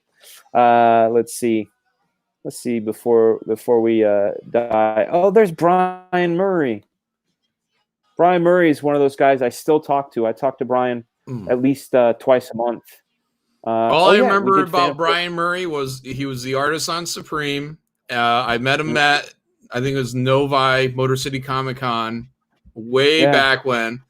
And I was like, what's Rob Liefeld like? And he's like, he's a prick. Like, oh, okay. Yeah, they definitely had a falling out. But one of the things that's really interesting, and this is going back. Oh, there's Lisa. This is one of those interesting stories, and going back talking about Ed Piskor again. There's this issue, and we're going to go over it. We're not. When I say we're, I mean on my show. You're more than welcome to come on that episode, John. I think you would enjoy it. There's this issue of X-Force. It's X-Force number 4, where it's the Spider-Man one, where the colors are fucking nuts, right? Like it looks like discotheque throw up. Like it's a fucking crazy mess. And I remember Ed Piskor, when I was giving him the tour, he was asking me, he's like, yo, dude, what's the story behind this thing? And I actually called up Brian Murray on the phone to explain what happened. So Ed could get the lowdown from the guy who actually did the color job. Now, this is the McFarlane crossover. Yeah. Yeah. Okay. All right. Yeah. Yeah. So if you remember Rob's installment of it, the colors were like, whoa, what's going on here? So what had happened was there was not a universal color chart available. So Brian did his colors with markers, but back in the day, what you'd have to do for separations in the early 90s is you have to do color callouts. So not only did they color it, but they'd have to draw a line to it and write in a code. What the color code is, right? What the color code is, so it's accurate. So they know, oh, this is that tone of blue, that tone of whatever. Well, Brian had the color coding system from Eclipse Comics, and he didn't have the one from Marvel, but everybody had assumed it was a universal color chart. Well, Marvel literally just took his numbers and dialed them in, and they were all wrong. They were all the color code numbers from Eclipse and not the color code numbers from Marvel. So it was like, let's say it's PJ 45 may have been a light blue. And he may have marked it a light blue, but in Marvel, it would have been like a lime green. Wow. So interesting, because I don't remember ever looking at that and being like, these colors suck. But now I want to go back and check them out. Why don't we? You know what? We're gonna, John. Read comics. Read comic online. .to. I don't know if you guys have ever been to this site before. It's a fun site. And I highly recommend that you guys, if you ever look at digital comics, look at them because you want to review them only. X-Force. We type in X-Force. It's going to pull up the 1991 series is what we want, right? So let's see. X-Force, X-Force, X-Force. Where is it at? Man, there's so many in here. 19. I know you're trying to find it, baby. Couldn't you just type in X-Force 4? No, that's the thing, is it pulls up anything that's the thing that's tough. Watch, this is what I'll do. If I type in Youngblood, this is what I have to do. Their search engine sucks big time. So I look up Youngblood 1992, and then I click on Rob Liefeld, and then it pulls up all of the stuff he's worked on. So then I go to, wait a second, why is it? Next page. Thank you. Yeah, I'm blind as a bat, bro. X-Force 1991. All right, here we go, guys. We're going to rock this roller coaster of fun. So let's go to issue 4. That's the one in question. Let's go to all pages. So it loads them, and let's close this out, and let's take a look. The cover is not a problem, but take a look at this weird rim lighting. First off, it's yellow and weird, right?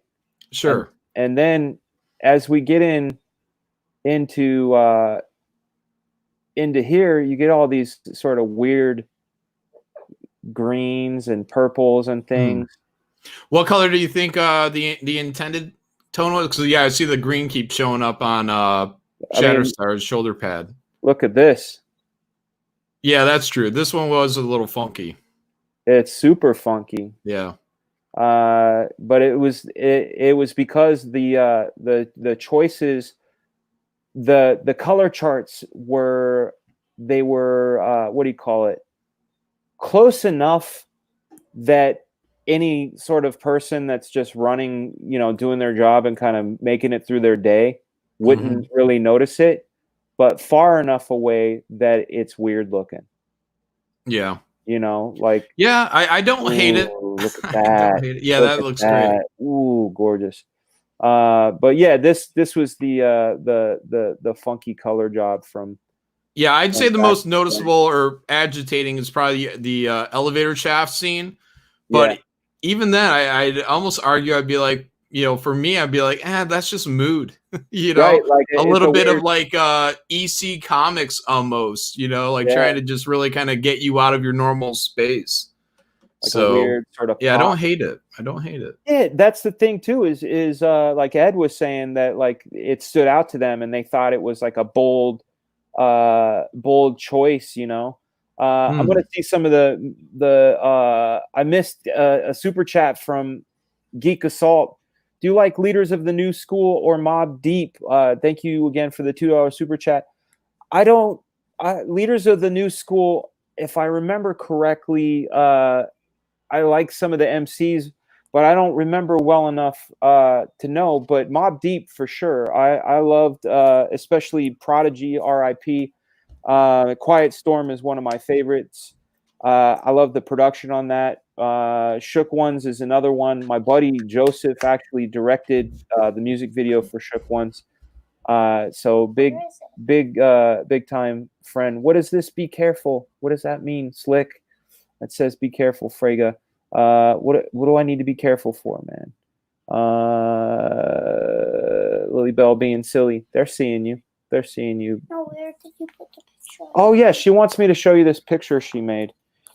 How did you do this? Did you print it out and color it? What did you do? Printed it out and colored it, and I put on Mod Podge. Mod Podge, so it seals up. Smooth. I gotta make it big to show you how proud she is. This is Toralei from Monster. It's really good.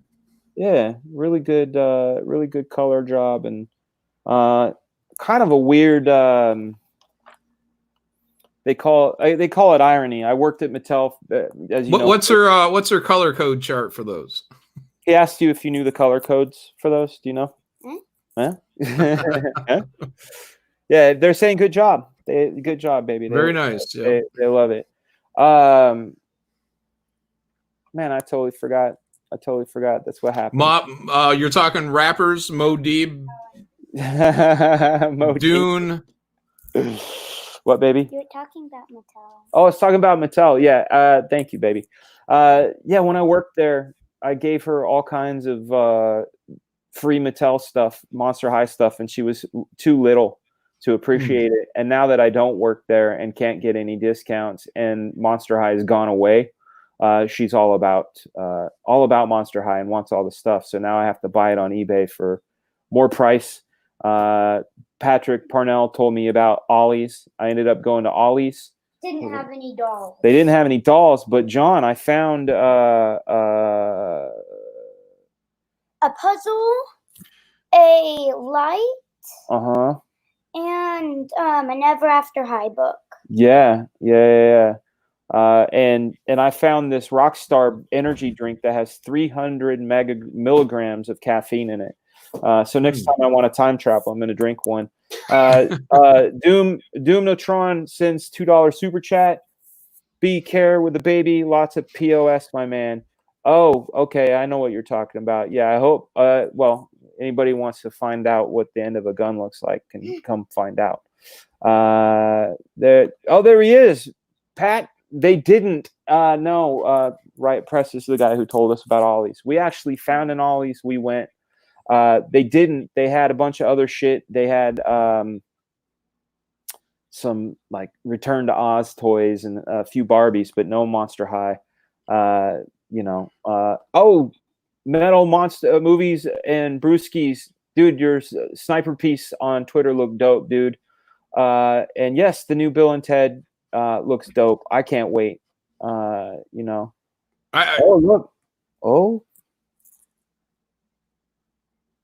Look at her face. Me. Oh, you creating a monster. Gimme. She can't hear me, right? She can't hear you, no. Okay. I was gonna say with the Bill and Ted, like, yeah, man, that might be a movie that I might be willing to smoke a little weed to and go check out. Oh yeah. Like, I don't know if I can enjoy it on any other level than like a stoner flick, because I mean, Keanu Reeves, he doesn't look like he's aged well for that character. No, but the other guy, like Alex Winter, is that his name? Alex Winter? Yeah. He looks great. Like, he does. He looks like he's barely aged, man. I was showing my picture, that picture to my wife, and I said, Keanu Reeves should never shave. Like, when he looks weird, like as John Wick, he looks badass. But I saw him shaved up for Bill and Ted's, and wow, I thought he looked like sorry, ladies, a menopausal lady. Yeah. You know. Yeah, something about him doesn't look right. But I think if I just turn my brain off to watch that, I think I could handle it, you know? So I'm a little excited for it, nostalgia-wise. So am I. Death Metal Hero says he wants to smoke out with us. I think that can happen. I think at the Fans Fest, I think it's legal there in Florida. So I think that can happen, dude. I'll take a hit. I can't promise anything more. And then I might just fade away. But yeah, I'll hang out. Right on. You're standing in my light, girlfriend. I'm like, why is it getting darker and darker and darker? Yeah, man. So are you the kind of guy that when you read a script, you see the picture in your mind, or is it one of those things where you kind of have to work it out? I think I kind of start, building it up bits by bit. As I read it, I'll get a little bit of an idea, but I mean, I really got to start getting into the page and working it out. So, just whatever kind of feels right as I'm really, sinking my teeth into it. So I don't have a fully formed thing. Now I will say, I've written a script, for this project coming up. Tank Heist. And no, it's for the Graveyard Shift book. And when I had written this out, I think I told you this before. I had originally planned it out on like this 9-panel grid, and I was going to out Alan Moore. And as I was writing it, I was literally building up like a 9-panel grid in my head. Like, I'm like, this is going to lead into this. This is going to lead into that. Then I was going to mirror the pages. And again, like in my head, I was like filling out like 9 panels grids, and I'm high. I'm like, yeah, this is going to be great. And then I realized that if this script was handed to me with the artist that I had in mind, it doesn't necessarily click. Right. So I wanted to give the artist more room to do what they want. We still have some structure going on with the panels and, mirroring the pages, but it's not as ambitious just because I didn't want the artist to shoot himself. Have you seen the way that Frank Miller's grid works on Dark Knight? Like a science behind it? Yeah. I'm not sure. I'll educate me. Yeah, I will. This one's a lot of fun. I'm gonna make my screen big so I can open it up. So the thing about his is it's built on a 16 panel grid. Mm-hmm. Okay, it's 4x4, so you can see that on this page. Now, what he does on pages that here's some more of it: 16 panel, 16 panel, 16 panel. But what he does when he wants to make a panel bigger is he'll use the measurements of 4 to make one big one, but doesn't break it any bigger or any smaller, right? So he's always staying within that grid. So for example, this right here is 4 of those panels in one. Oh, okay. A combination. Yeah. Combining the 4 panels. Yeah. Right. But he never breaks the measurements.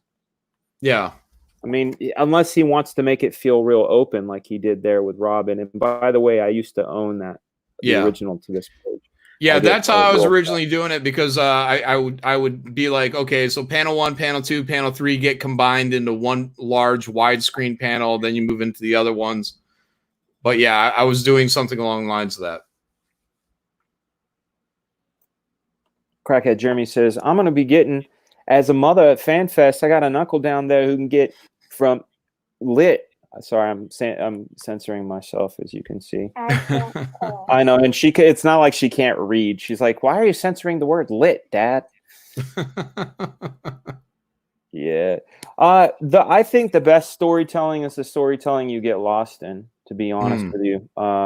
You know, that's the stuff. And I had this long conversation with the printer about paper, right? And they're trying to tell me about, like, you know, this is the paper that, you know, a lot of books use, and look how awesome it is. It's got real glossy. And I said, yo, the last thing I want on my pages is gloss. They're like, what? Why? Gloss is, like, people associate that with being expensive and luxury. And I said, no, I'd rather have like a thicker stock like the one in Dark Knight, but I don't want any shine on my paper. And the reason behind that is, when I want somebody getting lost in my story, and a shine on a page is just another reminder that you're looking at an object versus being in the story. It's subtle.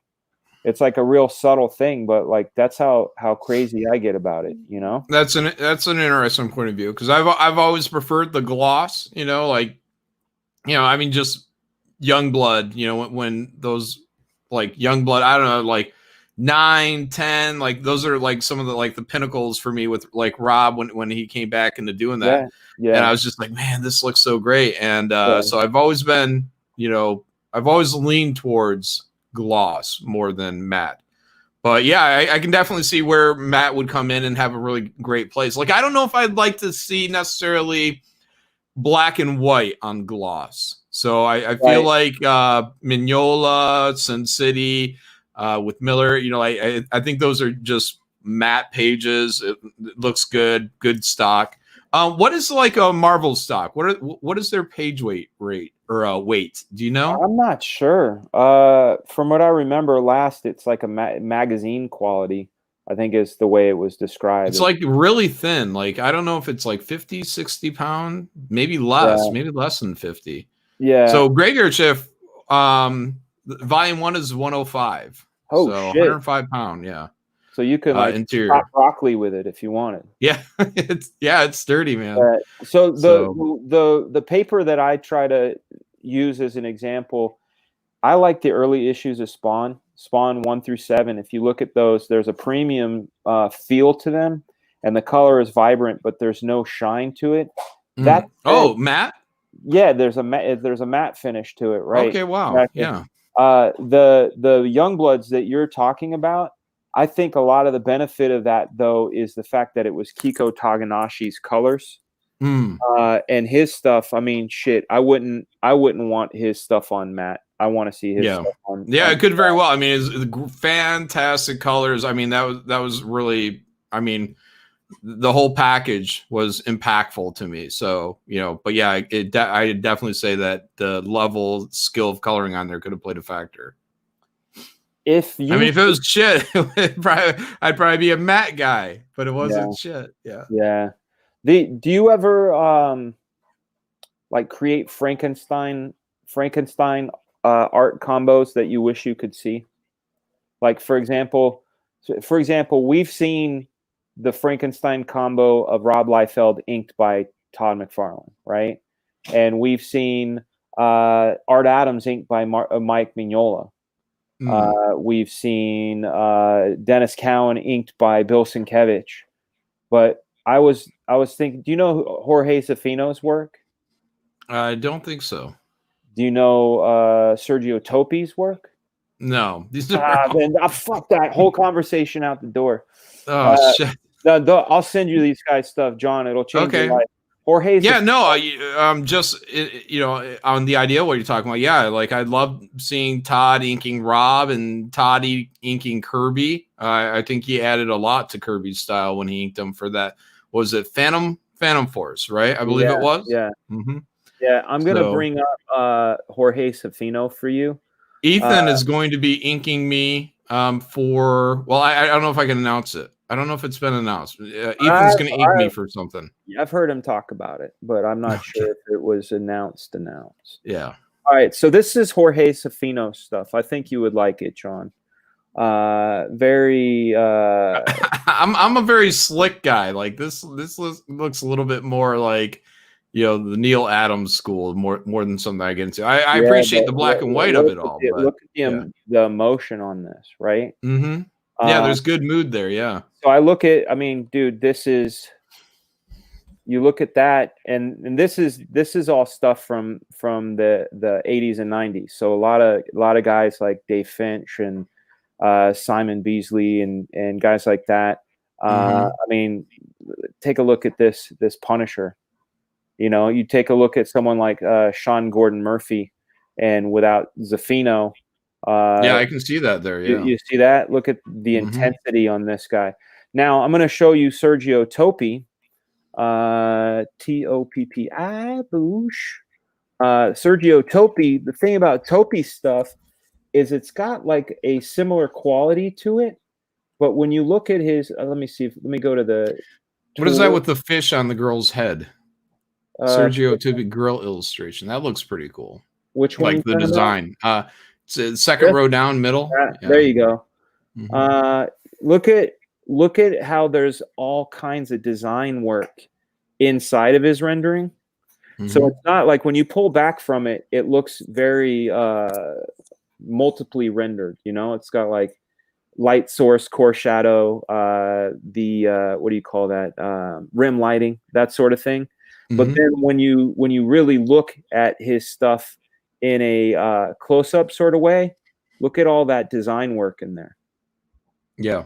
You see, so when I say I wish I could see Zafino, the guy we just looked at, inked by this guy, to me, that's one of those like weird Dream Team guys. Simonson loves this guy too. Yeah, he definitely does. A lot of times, hold on a second. I have my regularly interrupted. It's like a scheduled interruption. Yes, hello.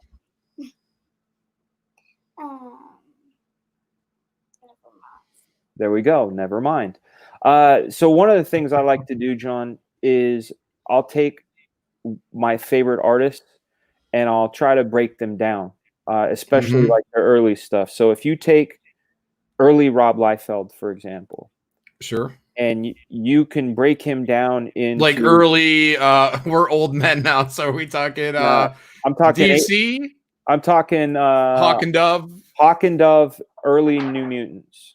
Okay. If you broke him down, you can break him down into three people. And I can go from strongest influence to the least influence, but they're these three people: George Perez, Art Adams, Walt Simonson. Those are like the three guys that he was totally into. He liked guys like Marshall Rogers and other guys like that, and Byrne. But especially if you talk to him, you can break him down. So I like to do that. Like I'll do that with a lot of artists I like. Like if I look at, say, early Art Adams, I notice that it's like Michael Golden, Walt Simonson, Barry Smith. Those are the guys that Slick Rick. It's great. It's fucking great. Slick, you always throw them out there, man. Those are great. Hold on. Can you ask the person who will give me my Monster High who he has? See, she's got a one-track mind. She wants me to ask Jeremy, who had mentioned Monster High earlier, what characters he has, because she gets a little obsessed when it comes to Monster High. And then she'll ask for a tracking number in about 5 minutes. Like, that's how crazy she is. Did he send them? What's the tracking number? Did he send them? Yeah, a little bit crazy. Linkovich says you need a one-hitter. I have a one-hitter. See, he says he'll have to unpack them. This is all I ever use right here, this little guy. Oh, that's pretty awesome. I have one that looks like a fake cigarette. You know, so because in California, even though it was legal, you couldn't do it in the public. But I would like go to like somewhere with my wife, and I'd step outside with the smokers and pretend I was smoking, but not smoking. But yeah, you know, sneak a toke. That's a good one. Can you imagine if like people just had bongs in their cars? That would just be weird. It'd be weird. I don't know if it'd be safe. It wouldn't be safe with me, man. That's something I cannot do. I cannot smoke and drive. I've done it a couple times when I was like teenager, and I'm like, no. My buddy, I mean, he was a pro though. Like he was a perfect driver. Stoned, drunk, perfect driver. Drunk. Pat trying to, you know, that'd be an interesting stream. He says, let's have a smoke stream. Yeah. I don't know if I could ever be high on a stream. My timing would be off. I wouldn't be that funny. I'd forget every bit of every conversation we're having. I'd be like, wait, what are we talking about? So I think we should do something like the Hot Ones. Have you seen that show on YouTube, the Hot Ones? I don't think so. Hot Ones is awesome. So they'll get guests on, and the interviewer will interview them. But as they go, they progressively go through 10 different hot sauces that get hotter as they go. So you start off with like a mild one, and you go, John, tell us how you got into comics or whatever. And then not pouring out by the end of it. And then they have milk on the side and stuff, but it's really good, man. They like the Shia LaBeouf one was excellent. There's a Justin Timberlake one which is really funny. But it's hot wings. It's like hot wings and hot sauce.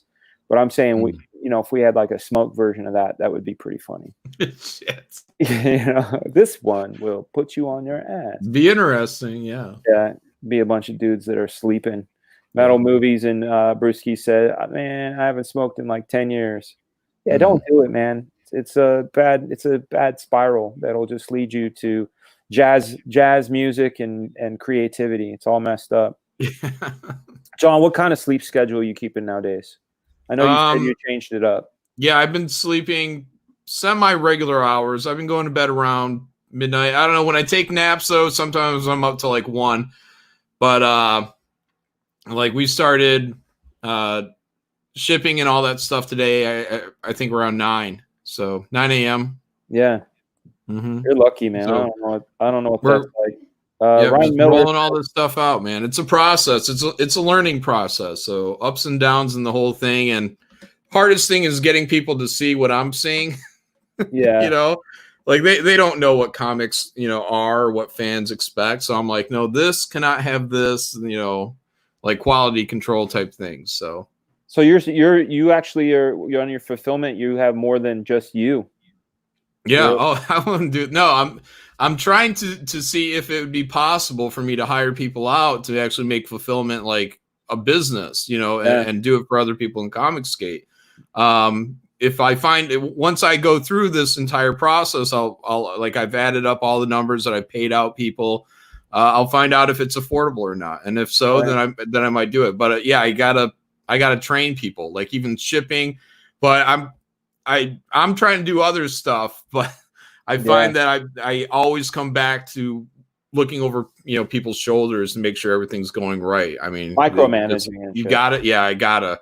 And like the shipping is interesting, using stamps.com for the first time and figuring out this. A lot of times, like for like say New Jersey, it starts with the zip code starts with a 0, and almost not every time, but almost every time New Jersey address comes up, you have to manually push in the 0, like the very first 0. And it's just a weird thing. So Dr. Ian Malcolm, thank you for the 2A. I don't know what A is, but hail the coach. Can't wait for my books to arrive. We got an excited customer. I'm excited. I know that. Awesome. Thank you. Yeah. Thanks to everyone for backing that. I mean, it's all because of you guys. Otherwise, these books and this process wouldn't happen. And I appreciate it. Right. Man, I would love to be able to sleep to 9 on the regular. I don't get to, like tonight. Today was my sleep-in day, which is great. My wife and we alternate. So I got to sleep till 9 today, and it was just like, oh God, if I could do this every day, that would be amazing. But I'm also finding that I'm like taking these little 15-minute naps here, 20-minute naps there. It makes me I don't think that's possible for me. I get like 3-hour naps, something like that. 3 hours, man. What's that like? What's up, baby? You're going to bed? Okay. Can I have a kiss? Thank you, baby. So I've been sketching a lot, keeping my blade sharp, as they say. I was messing around with this drawing yesterday. I'll make it big. I don't even know what I'm going to do with it. This is just a sketchbook stuff, but just working things out. But then, of course, I got all crazy. See this number in the corner here? Those are all issues of the Comics Journal that I needed to find because they had interviews in them, like Neil Adams, John Byrne. Those interviews are a whole lot of fun. And like I said, I'm a big fan of the comics history. Yeah, I'm looking forward to you doing like a video series on that and hearing your thoughts. Or the comic history. I'm gonna, dude. You know what? I've got. I'll go through. I'm gonna grab some of these right now and just show you some of the excite that is down the line. Fortunately, I have them on this hardwood.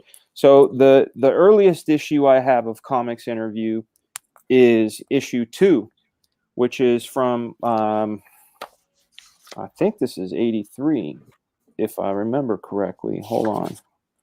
Fill it with me. Yeah, August of 83. So this is the interview is with Frank Miller. It's Ronin. It's all about Ronin as he's working on it. So it's his thoughts on Ronin as he's working on it. Here's a classic John Byrne interview here. The one that I was talking to you about, and this is where I was like, yo, this is kind of crazy that this is around, but this is a whole issue about Frank Miller's Dark Knight before Dark Knight ever came out. It was while he was working on it. Another one on Elektra. This one cost me a fucking arm and a leg. I ended up paying $42 for this one, which is funny because it's issue 42. But it's Frazetta. Frazetta interview. This one here is about censorship in comics and kind of the SJW wokies of their day and what the big artists. Now they run the mainstream. Yeah. Right. The Art Adams one. This one's excellent. There's the big 50th issue, which is all George Perez. Some of these came with extras. Like if I wanted to buy this one, the person was selling a bundle of 3. So I got like this one that has ElfQuest in it. Not really an ElfQuest fan. All about the Batman movie before Batman came out. So it was like, all that sort of gets you hyped up and what will happen is Robin in the movie, like all that shit. Yeah. Mark Silvestri. I tell you, man, it was really that Batman movie that really got me rolling on like, the idea of like superheroes. Like, before that, it was like, I definitely had my exposure of like Spider-Man and His Amazing Friends, but I love that Batman 89 movie so much, man. I watched it over and over and over again. Like I could at one point in time go line for line, like through the movie. I could not do that at all today, but I mean, it was crazy about it. I had the soundtrack. I had all the shirts. There's Batman sequel news, and this was in 1989. So this was like they were already talking about who will be the sequel will be about. Nice. McFarlane interview. This is probably one of the most important, influential interviews I'd ever read up until that point. There's so much goodness in this one. Talking about Frank Miller's RoboCop movie, which was pretty cool. What else do we have? Those are fillers. This one was talking about the Ninja Turtle movie. Again, before the movie came out. This one here, this one is cool. It's all about X-Force, but I bought it thinking it was a Rob Liefeld interview, but it's a Fabian Nicieza interview. So I haven't quite read it yet, but it details like Fabian's duties on the book and everything, and I found out that the proper one with a Liefeld interview in it, this is issue 96, was number 90, but it doesn't even have a Liefeld cover, so I didn't know. Where do you think? Let me ask you a Rob question. Yeah. Where do you think Rob was pulling from? Is when he was doing the big shoulder pads and the straps and the pouches? Was that like some Shiro stuff or what? It was very good, man. You knew exactly right. You just said Shiro, Matsume Shiro. It was all Appleseed. A lot of Rob's influence and Jim Lee. I mean, that's the other thing too. If you look at Jim Lee's Extinction Agenda stuff and you look at those designs, they're all brios that with the rabbit ear things and the long guns and all that. That was all Shiro. So that's where that came from. Plus a little bit of football. I guess there was like a bow nose baseball thing, and he looked cool with the big pads on and. Interesting. Whatnot. Bow nose, yeah. Yeah. Riot Press says, by the way, great effing show right now. Let's go art stuff. Man, that's what I love to talk about. I love talking about art. I love talking about history, especially the philosophy behind stuff, because I feel like today's generation, or at least our audience, has it. I don't want to say have it better, but there's sort of a fun thing that happens where the old audience would get this sort of thing, but they got it in a breadcrumb sort of way. So like what we're doing right now, John, Will Eisner used to do, and he had this series called Shop Talk. Have you ever seen that? So Shop Talk's really good too. So Eisner would get on his buddies. He would get like Neil Adams, Frank Miller, Harvey Kurtzman, Jack Kirby, whomever, and he would sit there and he'd have discussions like you and I would with a tape recorder, and they would transcribe them, and those shop talks would end up in magazines, as features. But now you can get. Damn, where are those tapes? I can tell you exactly where those tapes are. You got them? What? You'll be very excited to know this. There is a Will Eisner documentary Blu-ray, and the bonus feature is all of the tapes. Wow, really? And it's fucking awesome. And I'll tell you why. I have the Shop Talk book that they made. Somebody had taken all of them and put Shop Talk together in a book. Well, the book is totally fucking edited. I try to do the read along. There was one with Gil Kane, and I'm like reading, and then there's like 5 minutes where he and Gil are talking that aren't in the book. And you're like, why is this cut out? This is fucking gold.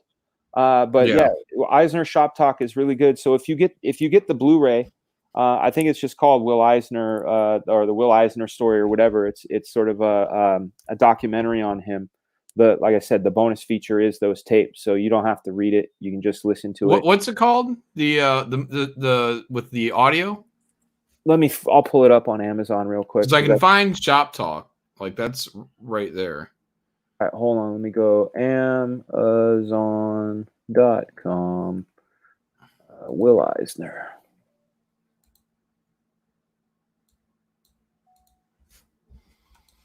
But yeah, I mean that's where I'm kind of getting at now. It's like, so most of my comic book stuff I've always like gone mainstream, like very commercial, Rob, Todd, like I have a select group of artists that I've had, like real strong interest in, and everybody else I've kind of pushed aside. But now that I'm, older, I'm just like, now I'm kind of interested in checking out some of these guys that I've neglected, Oh, dude, I can give largely you ignored. I can give you a short list of really good guys to check out. Like if you ever want to learn how to do incredible like shadows on faces, there's a guy named Albert Breccia, Italian guy. I'll pull him up, but this is the Blu-ray right here, dude. Will Eisner, portrait of a sequential artist. Too bad they don't show you the bit on the back. let me see if it'll show the features. Editorial, blah blah blah. Customer review. It doesn't say what extra stuff is on there, but I'm telling you, I have it in the other room. Maybe it says it right down here. No, it doesn't say it, but I promise you, this is the one. And like I said, the bonus feature is the tape. What's up, my man? Good night. I love you, buddy. Oops. Yeah. Love you, buddy. All right. Yeah, I'm gonna get this Blu-ray. Get it You right now. definitely. If I don't get it right now, I'll forget it. Yeah, I'm the same way. Check out this guy's stuff, dude. This is Brechia. Look at those faces. Yeah. Incredible.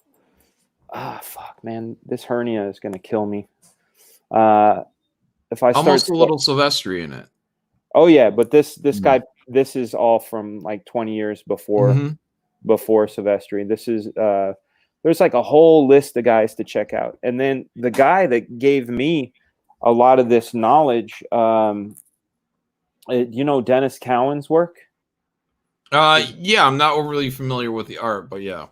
Yeah, he I had an interview with him. I'm going to be putting that up too, where we were talking about different things. And he used to be down at Continuity when he was a teenager.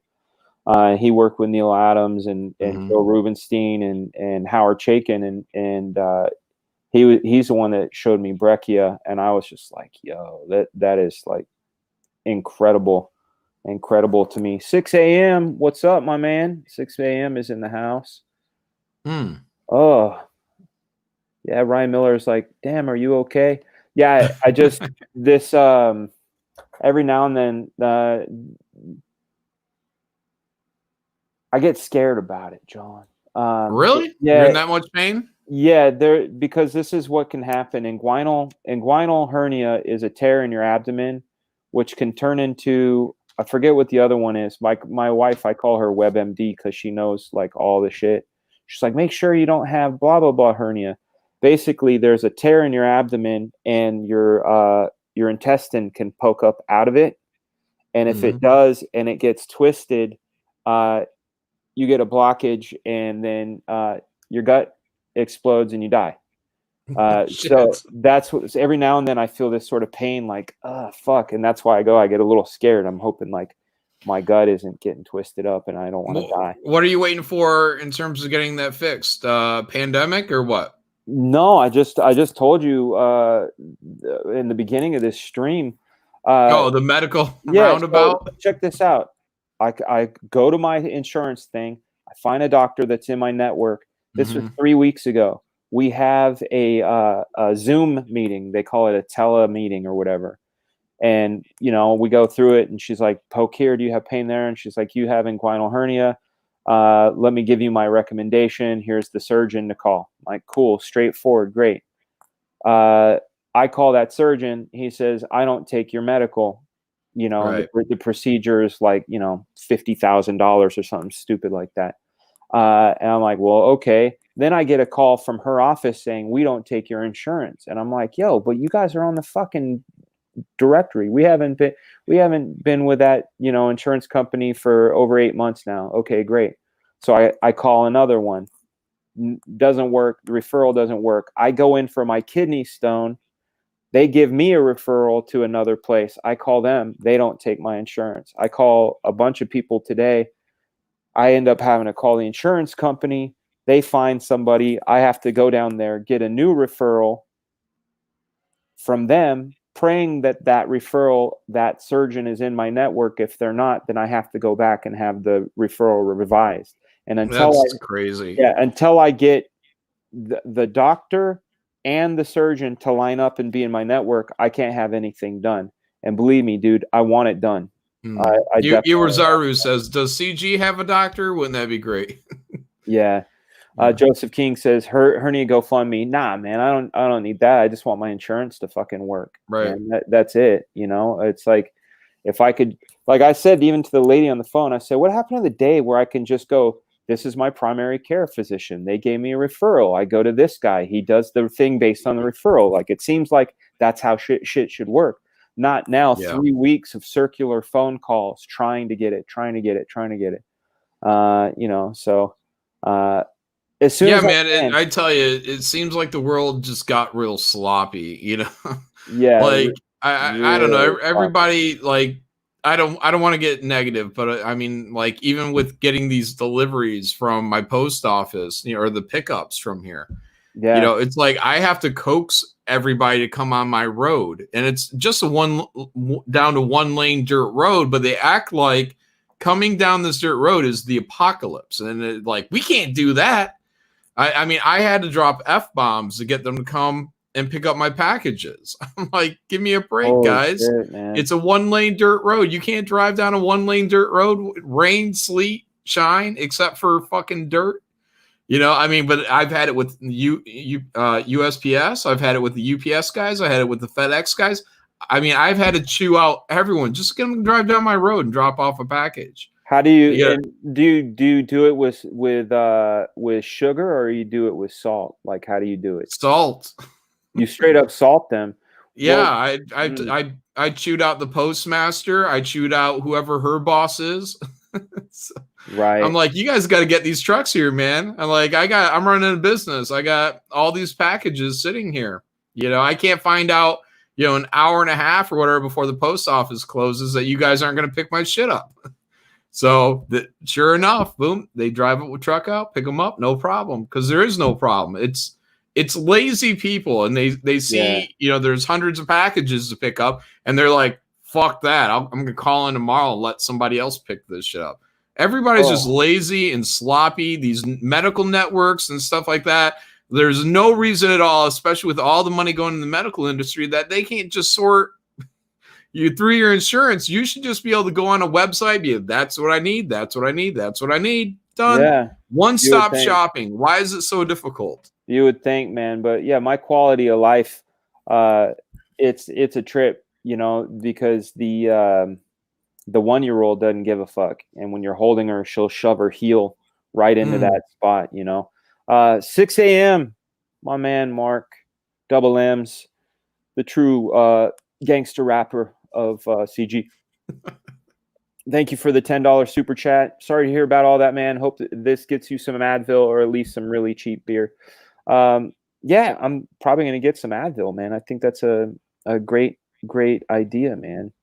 Man, I remember, you know, again, construction work and just being completely fucking sore. And, you know, you take an Advil or something, I don't know, 15, 20 minutes later, like, I could feel it. Like, I'd be laying down sore. And then I just feel weed has done it for me too.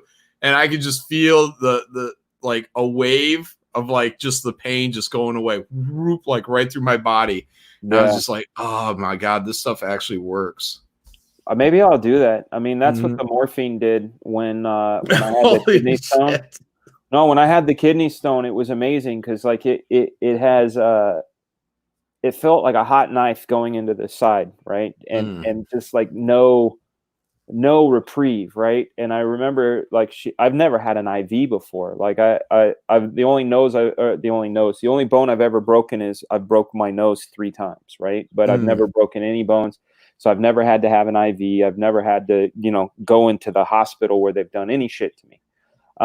So when she put the IV in, I was like, oh, I don't like that. And she's like, don't worry. And she uncinched the little thing and put the milky crap, whatever it was. I was just like you said, it's like that. Boo. I was like, yeah, like a euphoric, just pushing everything out. Like, oh my God, like she had the volume button on the pain. It's just like, yeah, it was awesome, man.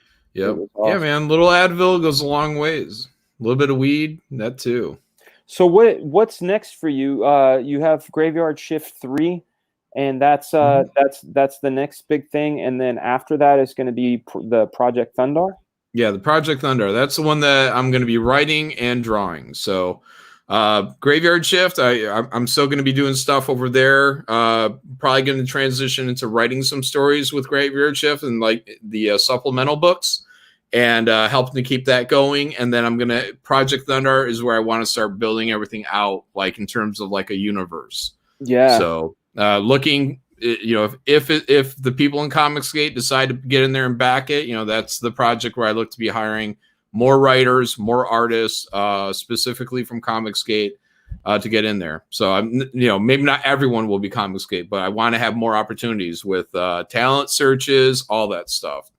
Yeah. Keep building it all out. That's fantastic. So this Graveyard Shift 3, the one that people can sign up for the mailing list. Mm-hmm. This one here, sorry, the mailing list. My bad enunciation. I gotta learn how to. This foil trading card there, guys, and I'm considering putting on a secret perk for everyone as well. Sorry about this. On Graveyard Shift 3, are you drawing it or just writing it? What are you I'll be writing some of the supplemental stuff. And who's drawing it? I can't say yet. So as soon as the light is at the end of the tunnel here, then I'll be making the announcements of I know who it is. I know who it is. Mm-hmm. Fuck. All right. I'm gonna show Black Flag one more time. And then I'm gonna cut the stream because I think I need to lay down. It's this pressure, man. Take it easy, man. Don't put yourself in pain. Fuck, sure. Mortal V. I think he knows. Fuck. There goes everything. Cecil would be the artist only if I wanted to make a lot of money. So people love Cecil, man. I can't wait till he comes back. I swear. I hope. I know he's coming back Monday. I said, dude, you need to come through. Like he has to come through. Feels like forever. Yeah, it does. But I bought, like, right now I'm cutting back on the whiskey, but I'll definitely like drink some whiskey with Cecil. Maybe I should get some just for his return. For sure. For sure. Well, I'll be talking to him on Jack's show. But he won't technically be back, I think, until next week. So yeah. But he's missed. For sure. You guys got to hit me up on one of those Jack shows, man. I want to come through. I've actually not been on any streams with Kelsey, which I'd like to. I like watching him. He's a funny dude. Maybe this one. I'm hosting this one, so if you're up around and about at 11 p.m. till about 2. That's Thursday. Yeah, Thursday night. After midnight, I'll be around. I'll be doing a show from 11 to midnight. I'll be over there on a different. I'm not even going to tell people because I'm not going to jack the Jack show. But here we are, guys. Look at that. Black Flag Pineapple Perception is at $148,500, and it's a wonderful thing. We're less than 1,500 away from the 150 stretch goal of giving you a whole brand new free comic book that will come with all your book orders. So you'll get one of those Black Flag Zeros with your order. Thank you very much for that. This is crazy. John, I always like to close my show out with you having an assault. With an assault, no, but I want to give you a whole minute talking about what you want to say. Don't talk about Black Flag. Talk about other cool stuff. Here you go. Floor is yours. Check out Battle Brick Road by Eric Weathers. There's some good material in there. Let's see, what else have I promoted lately? I don't know. I'm drawing a blank. But a lot of good stuff out there, guys. Comicsgate projects. Back these guys specifically, and let's keep money going out to these artists that stand by us. That doesn't mean not to back other people, but go get Death Sworn, go get Six Form Gorilla, go get The Lost Pages, another case of the Littlest Umbrella, Peregrine. Oh man, wrap it up, Dan. Yeah. Definitely go back. Absolute from Unhinged Entertainment. Thank you, Mr. John. I didn't forget Tug. Can't forget Tug. There's Another case of Lucent by Michael Bancroft. There's a book that really needs your help called Wrecked Planet. We're trying to get it. It's a dream. Cecil had a dream that for Wrecked Planet to get to $1 million, and also back Cash Grab, you guys. John, how do you want to go out? Let's see. I think I did a flying elbow last time. Give me a kick. Oh wait, no. I don't want to hear yourself. Just give me a little fist pump. Hold on. Other way, Spidey. Bye, everyone. Thank you so much, John. You are the man. You're the coach. Much appreciated. You always make my shows better. You guys in the chat, thank you so much for joining. Where did it go? I saw it. There it is. Back Billy Tucci. Yeah, definitely go check out Miss Fury, you guys. Two in the Pink says rap about you're in pain. Okay. If you don't know, I'm gonna learn you. I got a pain in my abdomen. It's a hernia. Don't want to kill me. I don't want a big doctor to bill me too much money. That shit ain't funny. I want to make this shit sweet like some honey. Oh, I don't want to be dead. I just want the pain to go away so I could go to bed. Hey, there we go. Ice my crotch. Rap about bacon, sizzle. Ooh, I gotta get hard. Missile. Ooh, I'm talking about eating gristle. Oh, can't stop laughing about Fraga's pain. Yeah. Rap is a healer. Yeah. All right, you guys. Thank you again for joining. This has been the Couchdoodle Show. I've been your host, Fragaboom.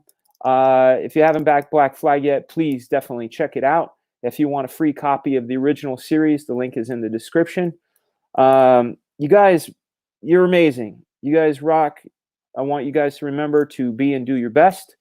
I will see you guys soon. If you haven't subscribed to the channel, please go ahead and hit that subscribe button, tick up that notification bell to say all. I'm going to be a little bit better about doing some advanced notifications like we did tonight. We had a wonderful crowd of, we maxed out at about 390 people. That's a big one for me. So thank you guys very much. Be well. Happy Wednesday. I will see you soon. We're going to close out with a little bit of this. Free up! Remember when I said I would kill you last? I lied, Dylan. I lied.